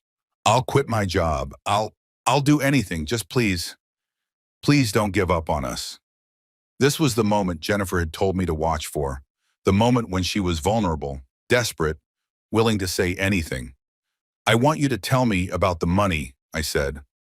She blinked. What money? The marital money you spent on your affair. The hotel rooms, the dinners, the gifts. How much of our joint savings went to funding your relationship with him? I don't ballpark figure, Sarah. How much? Maybe 5,000 over the 8 months? I pulled out my phone, showed her the spreadsheet I'd started building with Jennifer's help. Try closer to 15,000, hotels, restaurants, a weekend trip to Napa, new clothes, jewelry that I've never seen you wear. $15,000 of our money. Money we were supposedly saving for What was it? A new car? A down payment on a bigger house? I was going to pay it back. With what? Your salary. The salary you earn at the company where you're sleeping with your boss. The company where I work, where I have to see both of you every day and pretend I don't know that you're spending our money on hotel rooms. Where you fuck him? Stop it. Please stop it. Why? Does the truth hurt? Does it make you uncomfortable to hear what you did spelled out in plain language? Yes, it hurts. Yes, I'm uncomfortable. Yes, I know what I did was wrong, but sitting here being cruel to me isn't going to fix anything. I'm not trying to fix anything, I said calmly. I'm trying to understand the scope of what was done to me. I'm trying to quantify the betrayal. I'm trying to figure out if there's anything left of the woman I married, or if she was replaced entirely by this person sitting across from me who thinks I'm sorry, is sufficient recompense for 8 months of lies. She was shaking. I love you. I still love you. I know I have no right to say that.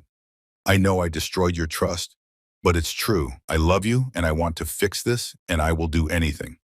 Sign a post-nuptial agreement, I said. What? A post-nup, acknowledging the affair, acknowledging the misappropriation of marital funds, agreeing to reimbursement, waiving certain rights in the divorce proceedings if we can't reconcile.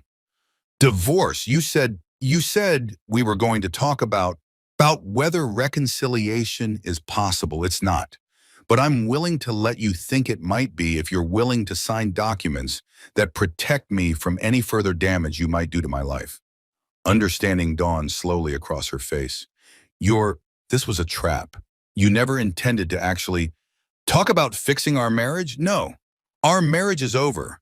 You ended it when you made the choice to sleep with Marcus. I'm just here to make sure the ending is as painless for me and as costly for you as possible. She stood abruptly. Her chair scraped against the floor. People at nearby tables looked up. You're not the man I married, she said, voice shaking with fury and grief. The Daniel I married would never... The Daniel you married is dead, I said. You killed him. What's left is someone who's learned the hard way that being nice gets you a wife who fucks her boss and then cries about how hurt she is when she gets caught. Fuck you, she hissed. No thanks. You already did that. For 12 years. Turns out once was enough. She grabbed her purse, started to leave, then turned back. I hope you're happy, she said. I hope this vindictive version of yourself makes you happy, because the person you're becoming, he's just as bad as what I did to you. Maybe, Al, I said, but at the least I'm honest about it. She left. I sat there for another hour, drinking cold coffee, watching people come and go, wondering if she was right, if I become something I wouldn't recognize. If revenge and justice were the same thing or completely different, if protecting yourself from further harm made you pragmatic or just made you hard. I didn't have answers. I just had a recording app on my phone that had captured the entire conversation. Evidence for the lawyer, evidence for myself, evidence that even good men can learn to be ruthless when they're pushed far enough. The next 2 weeks passed in a strange blur of normalcy and chaos. I went to work, avoided Marcus Webb, reported to Sarah Martinez, who seemed to understand without being told that something had happened, and the less she asked, the better. My sales numbers stayed strong. Turned out heartbreak was excellent motivation for throwing yourself into work. Sarah, my ex-Sarah, my almost ex-Sarah, continued to call, to text, to leave voicemails that ranged from apologetic to angry to desperate. I didn't respond to any of them. Instead, I collected evidence. Bank statements showing cash withdrawals I couldn't account for. Credit card charges to lingerie stores where I had never seen the purchases. Phone records showing hundreds of calls and texts to Marcus Webb's number. Emails. I'd accessed her personal email through the shared password she'd never changed, discussing their future together, making plans for after Daniel figures things out, talking about the house they'd buy together, the life they'd build. She'd been planning my replacement while I slept beside her. Jennifer was pleased with my documentation. This is good, she said during our weekly check-in. This is very good. We can make a strong case for reimbursement of the misappropriated funds. Possibly more. I don't want more, I said. I just want fair. Fair is getting compensated for what was taken from you. Fair is her facing some kind of consequence for her actions. What about him? Marcus, is there anything? Actually, she said, and there was something in her tone that made me sit up straighter. I've been doing some research on Marcus Webb. Did you know he's done this before? Done what before? Had affairs with subordinates. There's a pattern. He was investigated 3 years ago at his previous company for a relationship with a junior employee. Nothing came of it. She refused to file a complaint, probably got paid off. But it's there in his history if you know where to look. My stomach tightened. Sarah wasn't the first. Sarah wasn't even the second. I found rumors, unsubstantiated, but rumors of at least 2 other affairs, always with someone he supervised, always kept quiet. Why hasn't anyone? Because he's good at his job, because he brings in revenue, because companies will overlook almost anything if it doesn't cost them money, and because the women involved always chose silence over scandal. But Sarah might be different. Sarah is married to someone who works at the same company. Sarah's affair has already become semi-public thanks to the restaurant scene. Sarah might be the one where his pattern finally catches up to him. What do you want me to do? Talk to HR again, formally, on the record. File a complaint about the hostile work environment. Document how his relationship with your wife has impacted your ability to do your job. Make it costly for the company to ignore. They'll fire me. They might, but if they do, we sue for wrongful termination. And part of our case will include Marcus Webb's history of inappropriate relationships with subordinates.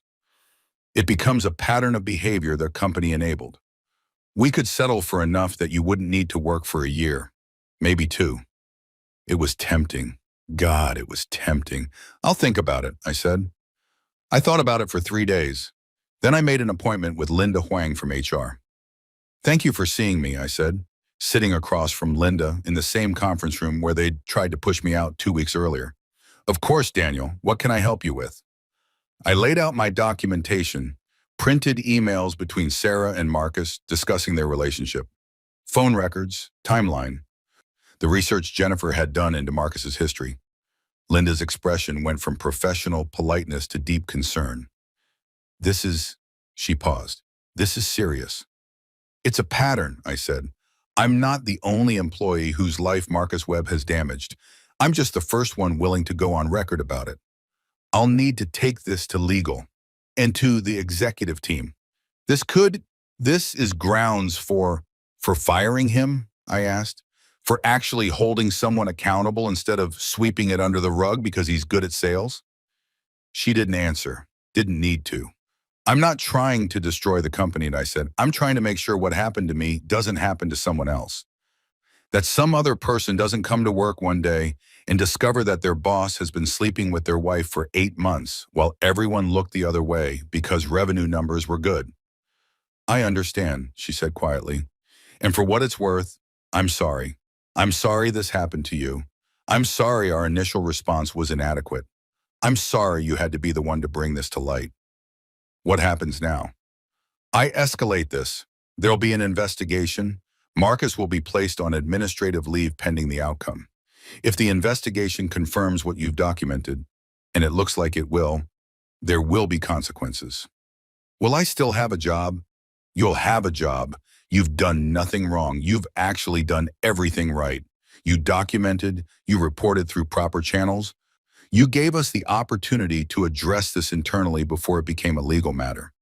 And if it becomes a legal matter anyway, she met my eyes, then the company will take the position that we acted swiftly and appropriately once we were made aware of the situation. And Marcus Webb will be on his own. I left her office feeling like I'd won something, though I wasn't sure what. My phone rang before I made it back to my desk. Jennifer. I just got a very interesting call from your company's legal counsel, she said. They want to settle. Settle what? I haven't sued anyone. Not yet, but they know you could. They want to offer you a severance package, 6 months salary, continuation of benefits, a glowing letter of recommendation, in exchange for your agreement not to pursue legal action. That's a lot of money. It's hush money. They want you to go away quietly so this doesn't become public. What do you think I should do? I think you should negotiate for 12 months and a public acknowledgement that you were not at fault in this situation. Will they agree to that? Probably.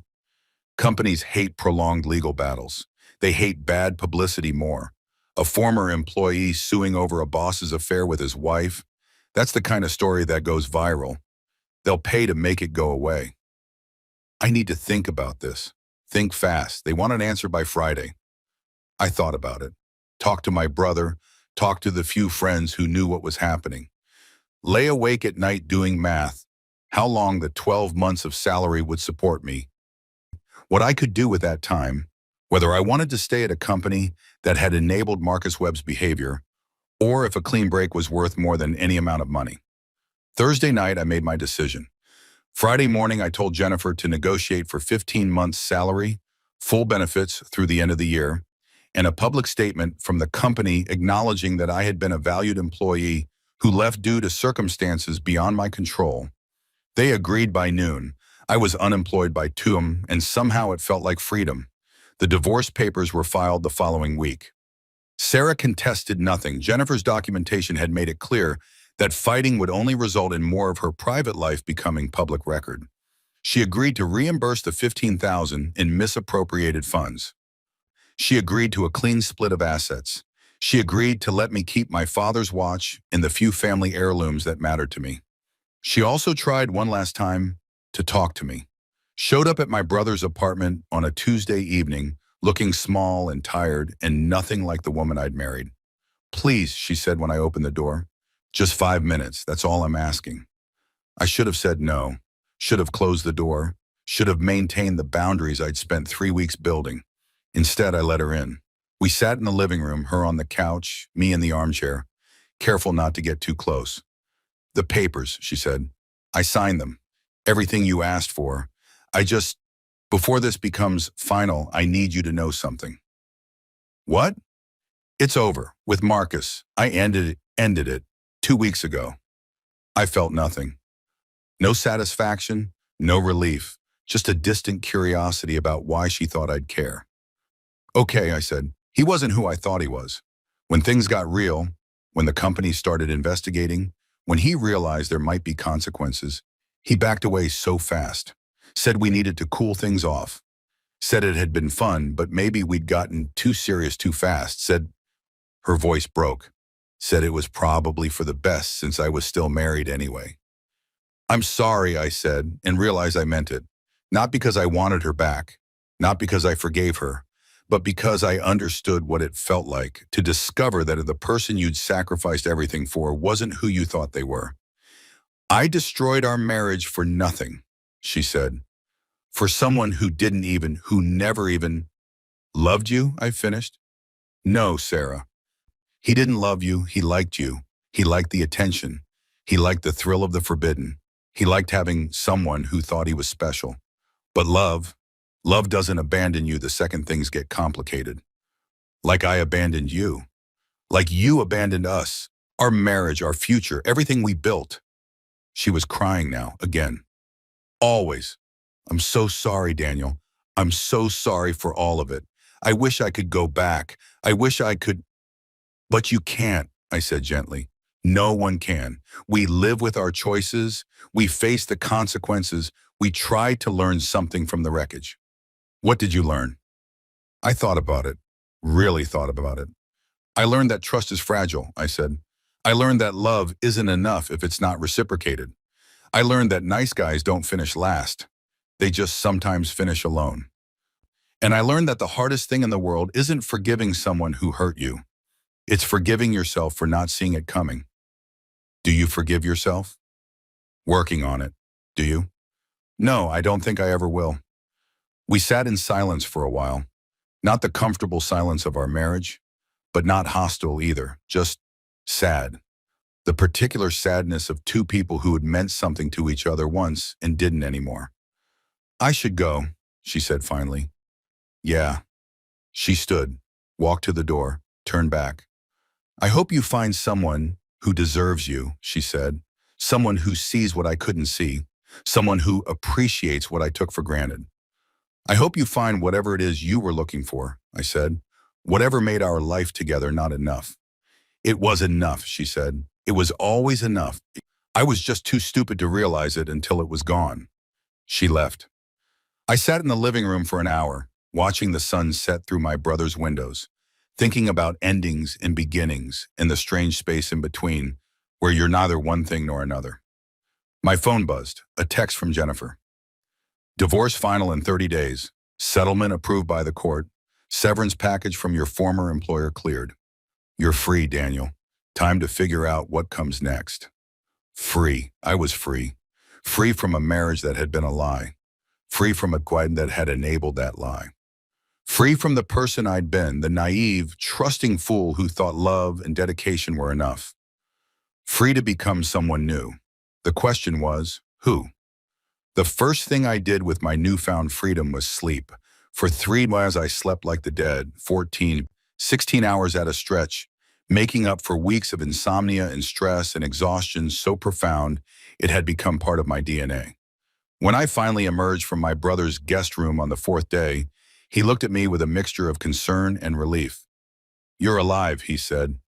Mostly. Coffee? Intravenously, if possible. We sat at his breakfast bar, drinking the too-strong coffee he'd learned to make from our father, watching the morning commuters rush past his windows on their way to jobs and lives and obligations I no longer had. So, he said eventually, what now? I have no idea. Good, that's good. I looked at him. How is that good? Because you've spent 12 years being Daniel the husband, 8 years being Daniel the dedicated employee, one of your entire adult life being someone whose identity was tied to other people or institutions. Now you get to figure out who Daniel is when he's just Daniel. That's terrifying. That's life. Welcome to it. He wasn't wrong. I defined myself by relationships and responsibilities for so long that without them, I both have them. I felt like a paper cutout, two-dimensional, easily torn, lacking substance. But maybe that was the point. Maybe you had to be nothing before you could become something new. I spent the next week exploring my freedom in small ways.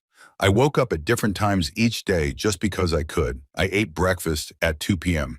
I went to the movies alone on a Tuesday afternoon. I walked through parts of the city I'd never bothered to see despite living here for a decade. I was learning to be alone. Actually alone. Not lonely, just solitary in a way I'd never allowed myself to be. It was harder than I expected, easier too.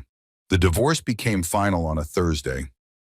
I got the notification on my phone, an email from the court with an attachment labeled, Dissolution of Marriage, Final Judgment. 12 years reduced to a PDF.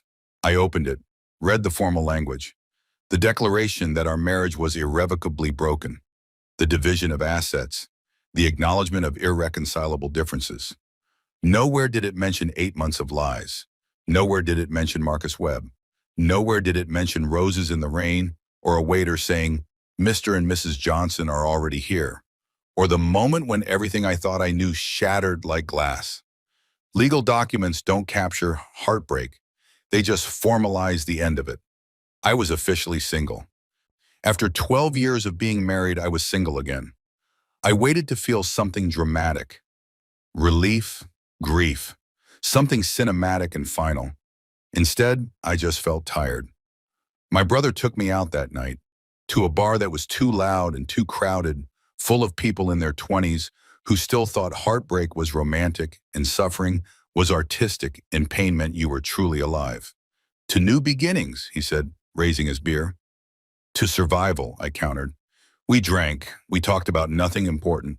We watched the young people flirt and fail and try again with the kind of resilience I wasn't sure I'd ever have again. There's someone I want you to meet, my brother said eventually. If you're trying to set me up. Not like that, just she's a friend, going through something similar. I thought maybe, I'm not ready to date. I'm not asking you to date. I'm asking you to talk to someone who understands what you're going through, someone who won't tell you to just move on or plenty of fish in the sea or any of that bullshit people say when they've never had their life implode. I was too tired to argue. Fine, when? Tomorrow, coffee. That place on 5th Street. Her name was Rebecca, and she looked exactly like someone who'd recently survived a divorce. Tired eyes, careful smile, the particular wariness of someone who'd learned not to trust easily. So, she said after we'd ordered and made awkward small talk about the weather, my ex-husband cheated on me with his personal trainer. You? My wife cheated on me with my boss. Ouch, that's somehow worse. Debatable. At least Marcus couldn't help me lose weight while destroying my marriage. She laughed, actually laughed. It was nice. How long ago, she asked. Divorce was final yesterday. You? 6 months. Still feels fresh. Does it get easier? Yes and no. You stop crying at random times. You stop checking their social media every 5 minutes. You stop hoping they'll call and apologize and somehow make it make sense. But you learn to carry it. The grief, the betrayal, the particular kind of loneliness that comes from realizing the person who knew you best also hurt you worst. That's bleak, you asked. We talked for 2 hours about the practical nightmares of divorce, dividing belongings, explaining to friends, the weird social dynamics of being single again, about the emotional aftermath, the trust issues, the self-doubt, the constant questioning of whether you were too much or not enough. Do you hate her? Rebecca asked. Your ex-wife. I thought about it, really thought about it. No, I said finally. I don't hate her. I pity her, maybe. She threw away something real for something that wasn't. She made choices that destroyed her life as much as mine. And now she has to live with that. Hate seems like too much energy to spend on someone who's already cost me enough. That's very evolved of you. Or I'm just too tired to hate anyone. That works too. She paid for her coffee. I paid for mine. We walked out together into the afternoon sunshine. This was nice, she said, talking to someone who gets it, who doesn't need me to explain or justify or defend myself. Yeah, it was. Want to do it again? Same time next week? Are we starting a divorcees support group? Maybe. We could make t-shirts. I survived betrayal, and all I got was this lousy coffee date. I smiled, actually smiled. I'm in. We became friends after that, Rebecca and I, nothing romantic, nothing complicated, just two people who'd survived similar catastrophes, learning to build lives from the rubble. She introduced me to her world, a book club full of divorced women in their 30s and 40s who drank wine and discussed literature and occasionally went on rants about their ex-husbands. They welcomed me like a brother, these women who'd survived their own betrayals and come out wiser and harder and somehow still capable of laughing. You're lucky you didn't have kids, one of them told me at a gathering. Divorce with kids is its own special hell.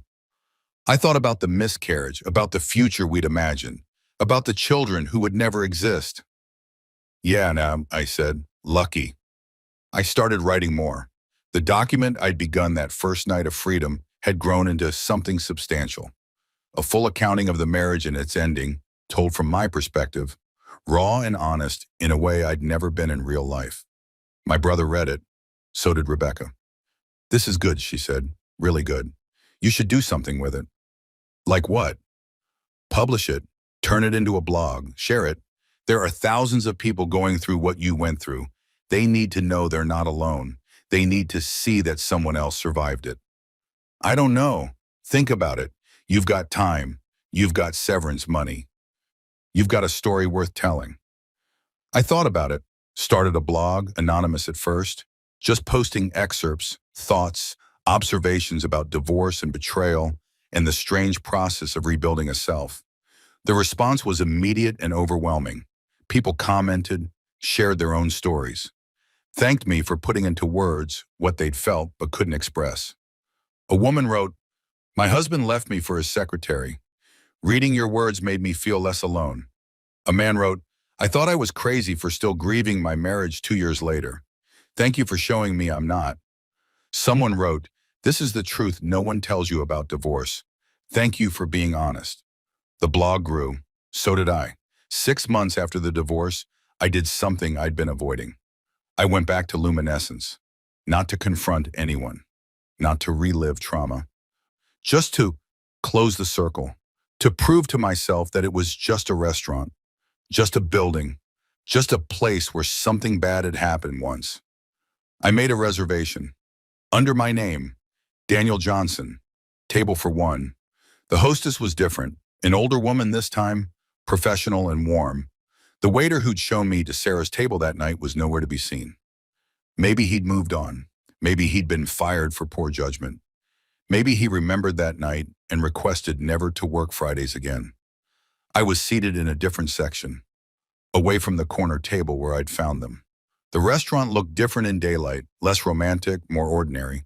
Just tables and chairs and people eating expensive food. I ordered wine, not Chateau Margaux. I didn't have severance money to waste on $1,000 bottles.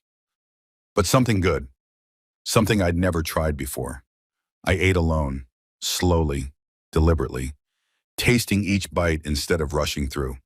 And somewhere between the appetizer and the main course, I realized I was okay. Not happy, not healed, but okay. Okay with being alone. Okay with my past. Okay with the uncertainty of my future. Okay with the person I was becoming.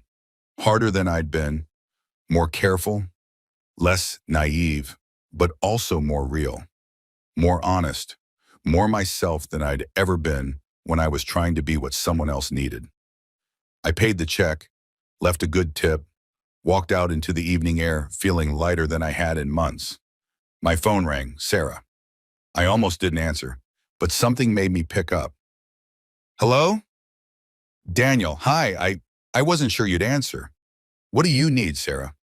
Nothing, I don't need anything, I heard about your blog. Someone forwarded me a post. I recognized the story, your voice. And I wanted to say, it's beautiful, what you wrote. It's honest and painful and beautiful. And I'm sorry for all of it. I'm sorry for being the person who gave you that story to tell. Okay. Is that all? Just okay? What do you want me to say? That I forgive you? That I understand? That I'm grateful for the growth that came from having my heart broken? I don't know. I guess I wanted you to know that I read it, that I hear you, that I'm sorry. I believe you, and I hope you find peace with what you did. I hope you learn whatever lesson you needed to learn. I hope you become someone better than the person who destroyed our marriage. Are you better, I mean? I thought about it, thought about the man I'd been a year ago, trusting, naive, content in his ignorance. Thought about who I was now, wary, scarred, but stronger in the broken places. Yes, I said. I think I am. Good. That's good. I'm glad. Silence. The last silence we'd probably ever share. Goodbye, Sarah. Goodbye, Daniel. I hung up, blocked her number, deleted the call from my history, closed the last door on a life that no longer existed, and walked home, to my brother's loft, to my borrowed life, to my uncertain future, feeling like maybe, finally, I was ready to figure out what came next. 8 months post-divorce, I did something radical. I got my own apartment. Nothing fancy, a one-bedroom in an older building with decent light and neighbors who minded their own business. But it was mine, completely mine. The first space in over a decade that I'd chosen alone, furnished alone, existed in alone. My brother helped me move, which mostly meant moving my 2 suitcases of clothes and my laptop. This is it? He asked, looking at the empty apartment. This is everything you own? Freedom is light, I said, literally. You need furniture. Eventually. You need dishes. Eventually. You need a minute to breathe. That's what I need. He understood, backed off, helped me set up my laptop on the kitchen counter that would serve as my desk until I got around to buying actual furniture. The blog had become something bigger than I'd expected. What had started as anonymous venting had evolved into a community, a space where people going through divorce or betrayal could share their stories, support each other, find resources. And it had attracted attention from publishers. We want to turn this into a book, the agent said when she called. Your story, but more than your story, a handbook for surviving betrayal, practical advice mixed with personal narrative. Think self-help meets memoir. I'm not qualified to give advice. You're qualified by experience. You survived it. You documented it. You turned your pain into something helpful. That's more valuable than any credentials. I signed with her, started working on the book, spent my days writing about the worst thing that had ever happened to me and somehow making it bearable through the act of giving it structure, meaning, purpose. The irony wasn't lost on me. Sarah's betrayal had freed me to become a writer, something I'd always wanted to be, but never had time for when I was busy being a husband and employee. She destroyed my life and accidentally given me a new one. I wasn't sure whether to thank her or hate her for it. The book came together over 6 months. I wrote about the restaurant, the discovery, the confrontation, the evidence gathering, the divorce, the aftermath, but I also wrote about the recovery, the small victories, the setbacks, the slow process of learning to trust yourself again. Rebecca read early chapters. So did the women from the book club. So did my brother. This is going to help people, Rebecca said. Really help them, not just the divorced people. Anyone who's been betrayed, anyone who's had to rebuild from nothing. It's just my story. Your story is everyone's story. The details change. The emotions don't. The publisher wanted to meet, wanted to discuss marketing strategy, publication timeline, book tours. Book tours, I said to my agent. I'm nobody. I'm just a guy who got divorced. You're a guy who got divorced and turned it into art, who documented betrayal with honesty and humor, who gave people permission to grieve and permission to heal. That's not nothing. So I agreed to the meetings, to the marketing plan, to the idea that my worst moment might become my defining achievement. The book was scheduled to publish in January, a year and a half after the divorce, 2 years after that night at Luminescence. The publisher wanted a title that was direct, emotional, unflinching. We settled on The Anniversary That Wasn't Mine, Surviving Betrayal and Finding Yourself in the Wreckage. The cover was simple, a single rose lying on a rain-soaked sidewalk. I saw the first copy in November, held it in my hands and felt the weight of 2 years condensed into 300 pages. How does it feel? My brother asked. Weird, like I'm holding evidence of my own autopsy. Cheerful. It's a cheerful book, really uplifting. Everyone survives in the end. Do they? I did, he smiled. Yeah, you did. The book launched in January to reviews I didn't read and sales numbers I tried not to obsess over. My agent called weekly with updates. It was selling well, trending on Amazon, getting picked up by book clubs, being discussed on podcasts. You're resonating, she said. People are responding to your honesty, your refusal to sugarcoat the pain or rush the healing. Great, my trauma is resonating. Your humanity is resonating. I did interviews, podcasts mostly, where I could talk without having to smile for cameras. I told the story over and over, the restaurant, the waiter, the discovery, until it became a rehearsed performance, the edges worn smooth by repetition. But in the quiet moments between interviews, in the solitude of my apartment, I still felt it. The echo of that night, the ghost of the person I'd been. 2 years after the divorce, almost to the day, I got an unexpected email from Marcus Webb. Subject line, I owe you an apology. I stared at it for 10 minutes before opening it. Daniel, I know you probably don't want to hear from me. I know I'm the last person who has any right to ask for your time or attention. But I've been following your work, the blog, the book, and I need to say something. I'm sorry. I'm sorry for what I did to you. I'm sorry for the pain I caused. I'm sorry for being the kind of man who would sleep with an employee's wife and think it was acceptable because we had feelings for each other. I lost my job. You probably know that already. The investigation found I'd violated company policy multiple times with multiple people. I was fired for cause. No severance, no recommendations. My career in sales is essentially over. Sarah and I tried to make it work after you left.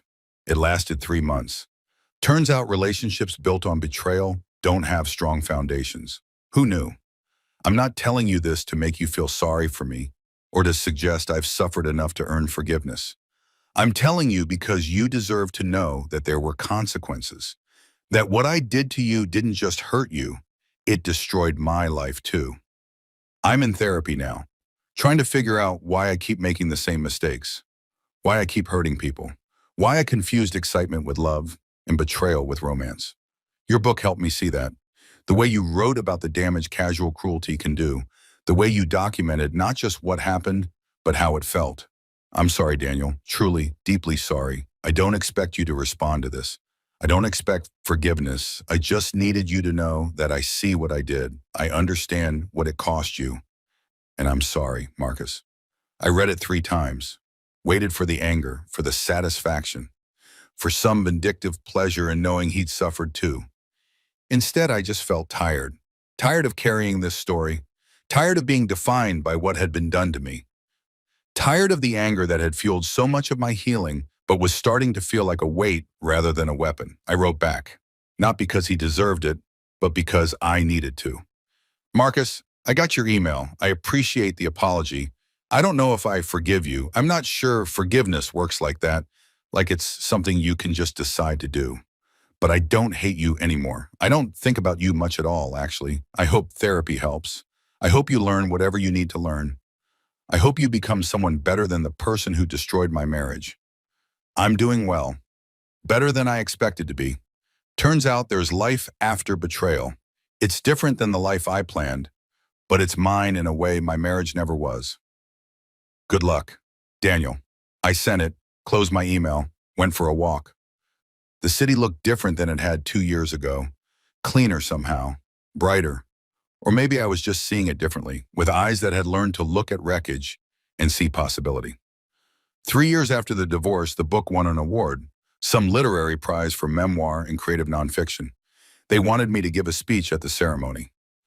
I brought Rebecca as my date, not because we were dating, we weren't, but because she understood what this moment meant in a way no one else could. You're going to kill this, she said, as we walked into the hotel ballroom full of writers and publishers and people who looked like they read important books and had meaningful thoughts about literature. I'm going to embarrass myself. You're going to tell your truth. That's all anyone can do. When they called my name, when I walked to the podium holding a crystal award that probably cost more than my first car, I looked out at the audience and saw my brother, saw Rebecca, saw some of the women from the book club, saw strangers who'd read my book and seen themselves in my story. I spoke without notes. 3 years ago, I walked into a restaurant for my anniversary dinner and discovered my wife with another man. In that moment, I thought my life was over, that I'd never recover from the betrayal, never trust anyone again, never be anything other than the man who'd been too stupid to see what was happening in his own marriage. I was wrong about all of it. My life wasn't over. It was beginning. The person I'd been, the one who defined himself by his relationships, who made himself small to fit into someone else's life, he died that night. And someone new was born. Someone harder, yes, more careful, more guarded, but also more honest, more myself, more willing to take up space and demand respect and refuse to settle for less than I deserved. This book, I held up the award, exists because of the worst thing that ever happened to me, because I chose to document the pain instead of running from it, because I refused to let betrayal be the end of my story. To everyone who's read the book, who's shared their own stories, who's found comfort in knowing they're not alone, thank you. You turned my private catastrophe into a community. You proved that sharing our wounds doesn't make us weak, it makes us human. And to the people who betrayed us, I paused, smiled. I hope you're watching. I hope you see what we built from what you destroyed.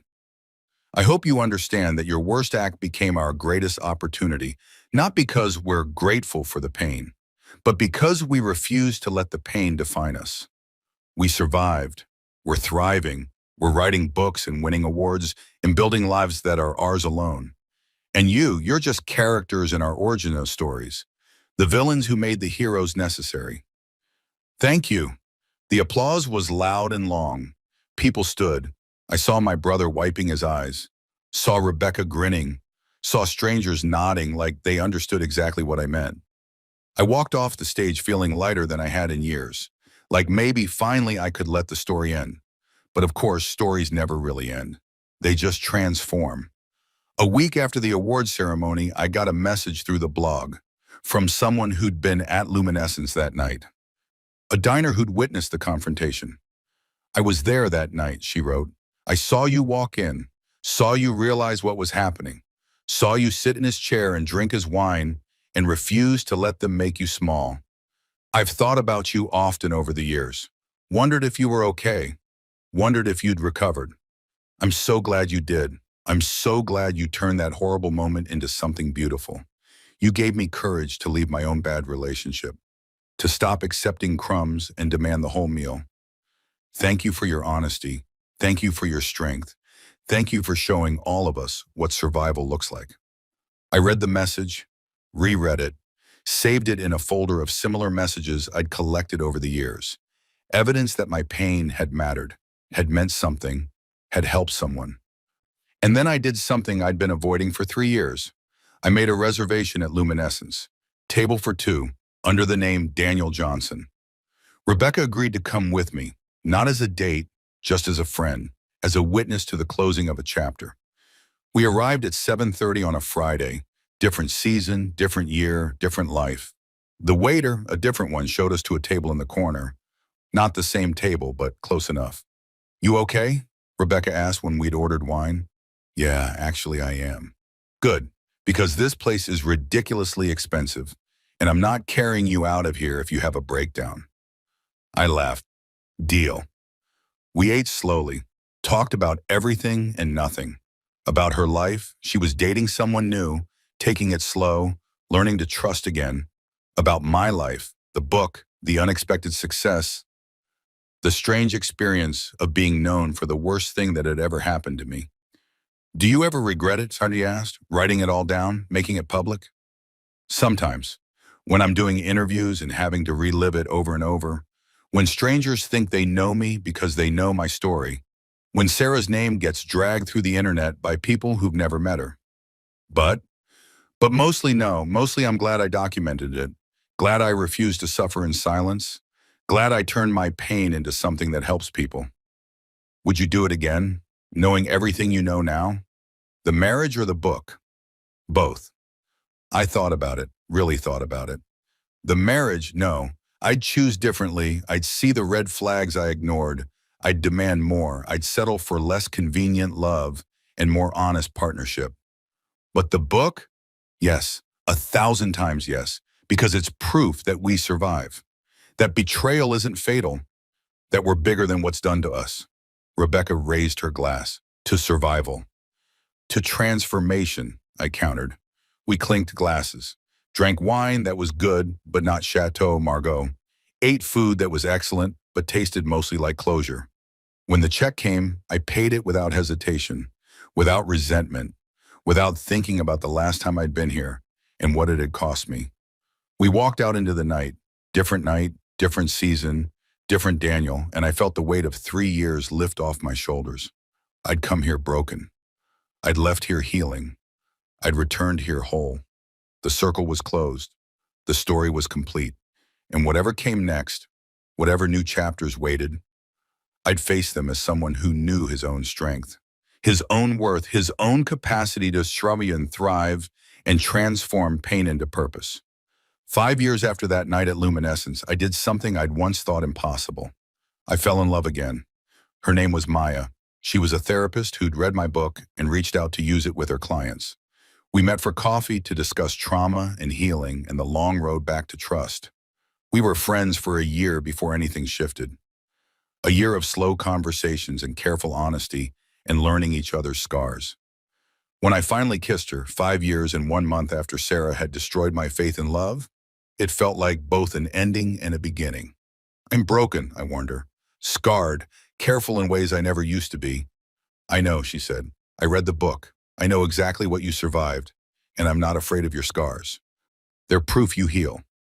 We took it slow, so slow it was almost glacial. But after everything, slow felt right, safe, earned. She never asked me to forget Sarah. Never demanded I pretend the past didn't happen. She just loved me anyway, scars and skepticism and all. 2 years into our relationship, she asked me something no one else had ever asked. Do you think you'd write the same book now, knowing what you know, having healed the way you have? No, I said, it would be a different book. Less angry, more philosophical, more focused on the healing than the wound. Maybe you should write that book too. Maybe I will. And I did. The sequel came out 7 years after the original. It was called After the Wreckage, Building a Life from the Ruins. It was about second chances, about learning to trust after betrayal, about Maya and the slow, careful way we'd built something real from the ruins of my past. It sold even better than the first book, because people didn't just need to know that survival was possible. They needed to know that happiness afterward was possible too. That love after betrayal wasn't just a dream, that you could be broken and still become whole again. Different whole, scarred whole, careful whole, but whole nonetheless. 10 years after that night at Luminescence, I got one final message from Sarah. Daniel, I read both books. I cried through most of them, not because you were cruel, but because you were honest. Because you showed me what I'd destroyed in a way I couldn't deny or minimize. I'm married again, to someone who isn't Marcus. Someone who knows my history and loves me anyway. We're trying to have a baby. It's terrifying. I think about you sometimes, about who we were, about who I was, about how young and stupid and careless I was with something precious. I'm glad you're happy. I'm glad you found Maya. I'm glad you turned our ending into everyone else's hope. I'm sorry it took me so long to understand what I'd had, what I'd lost, what I'd done, but I hope you're at peace with it all. I hope you've forgiven me, or if not forgiveness, at least released me from the story. You've carried it long enough. Be well, Sarah. I showed the message to Maya. How do you feel? She asked. Nothing, I said, surprised by the truth of it. I don't feel anything. No anger, no satisfaction, no residual pain, just nothing. That's healing, she said, true healing. When the person who hurt you becomes just a person, no longer a villain, no longer a wound, just someone who existed in your past and doesn't occupy your present. She was right. Sarah had become a character in a story I'd told so many times it no longer hurt to tell. I wrote back one final time. Sarah, I'm glad you're happy. I'm glad you're building a life. I'm glad you're learning and growing and becoming someone better than who you were. I forgive you. Not because you deserve it, not because what you did was acceptable, but because carrying anger for a decade is exhausting, and I'm tired of being defined by what you did to me. You were a part of my story, an important part, the part that broke me open so I could rebuild stronger. But you're not my story anymore. I'm my story. Maya is my story. The books are my story. The life I've built from the wreckage you created, that's my story. And you're free to be yours. Take care of yourself. Take care of your marriage. Don't make the same mistakes twice. Daniel, I sent it. Blocked her email. Closed that chapter for the final time. And then I went home, to the house Maya and I had bought together, to the life we'd built carefully and deliberately and honestly, and I never looked back. 15 years after that night at Luminescence, Maya and I celebrated our 5th wedding anniversary. We went to Luminescence, not to relive trauma, not to close circles, just because it was a good restaurant and we wanted good food and life is too short to avoid places because of ghosts that no longer haunt you. The waiter, I'm a yeditor, yet another new one, showed us to our table with professional warmth. Anniversary, he asked, noting the occasion in the reservation. 5th, Maya said, squeezing my hand. Congratulations. We'll make sure it's special. He walked away. Maya looked at me with concern. You okay? Yeah, I said, and meant it. I'm great, actually. You're sure? We can leave if... No, I want to be here with you, making new memories in a place that used to only hold painful ones. We ordered wine, not Chateau Margaux. We weren't trying to recreate anything. Just good wine. Wine that was ours. We talked about our life, about the book I was working on, number 3, about parenting after trauma, since we were expecting our first child in 6 months, about Maya's practice, about the house we were renovating, about normal, beautiful, boring domestic happiness that had once seemed impossible. Halfway through dinner, I excused myself to the restroom. On the way back, I passed the corner table. The one where Sarah and Marcus had sat 15 years ago. The one where my old life had ended. A young couple sat there now, laughing, holding hands, looking at each other like they were the only people in the world. I hoped they made it. I hoped they'd be kinder to each other than Sarah had been to me. I hoped they'd choose honestly over convenience, truth over comfort, respect over romance. But if they didn't, if one day one of them ended up where I'd been, heartbroken and betrayed and certain their life was over, I hoped they'd find my books, find the community, find the proof that survival is possible and happiness afterward is real. I returned to my table, to my wife, to my life. Maya looked up and smiled. Everything okay? Everything's perfect, I said, and it was. Not the perfect I'd imagined 15 years ago. That perfect had been built on convenient lies and comfortable ignorance. This was different. Perfect. Scarred perfect. Hard-won perfect. Honest perfect. The kind that lasts. We finished our meal, paid the check, walked out into the night hand in hand. And as we drove home to our house, our life, our future, I realized something. The anniversary that wasn't mine had become the catalyst for a life that was entirely mine. My choices, my healing, my transformation, my story. Sarah had started it, but I'd finished it, and that made all the difference.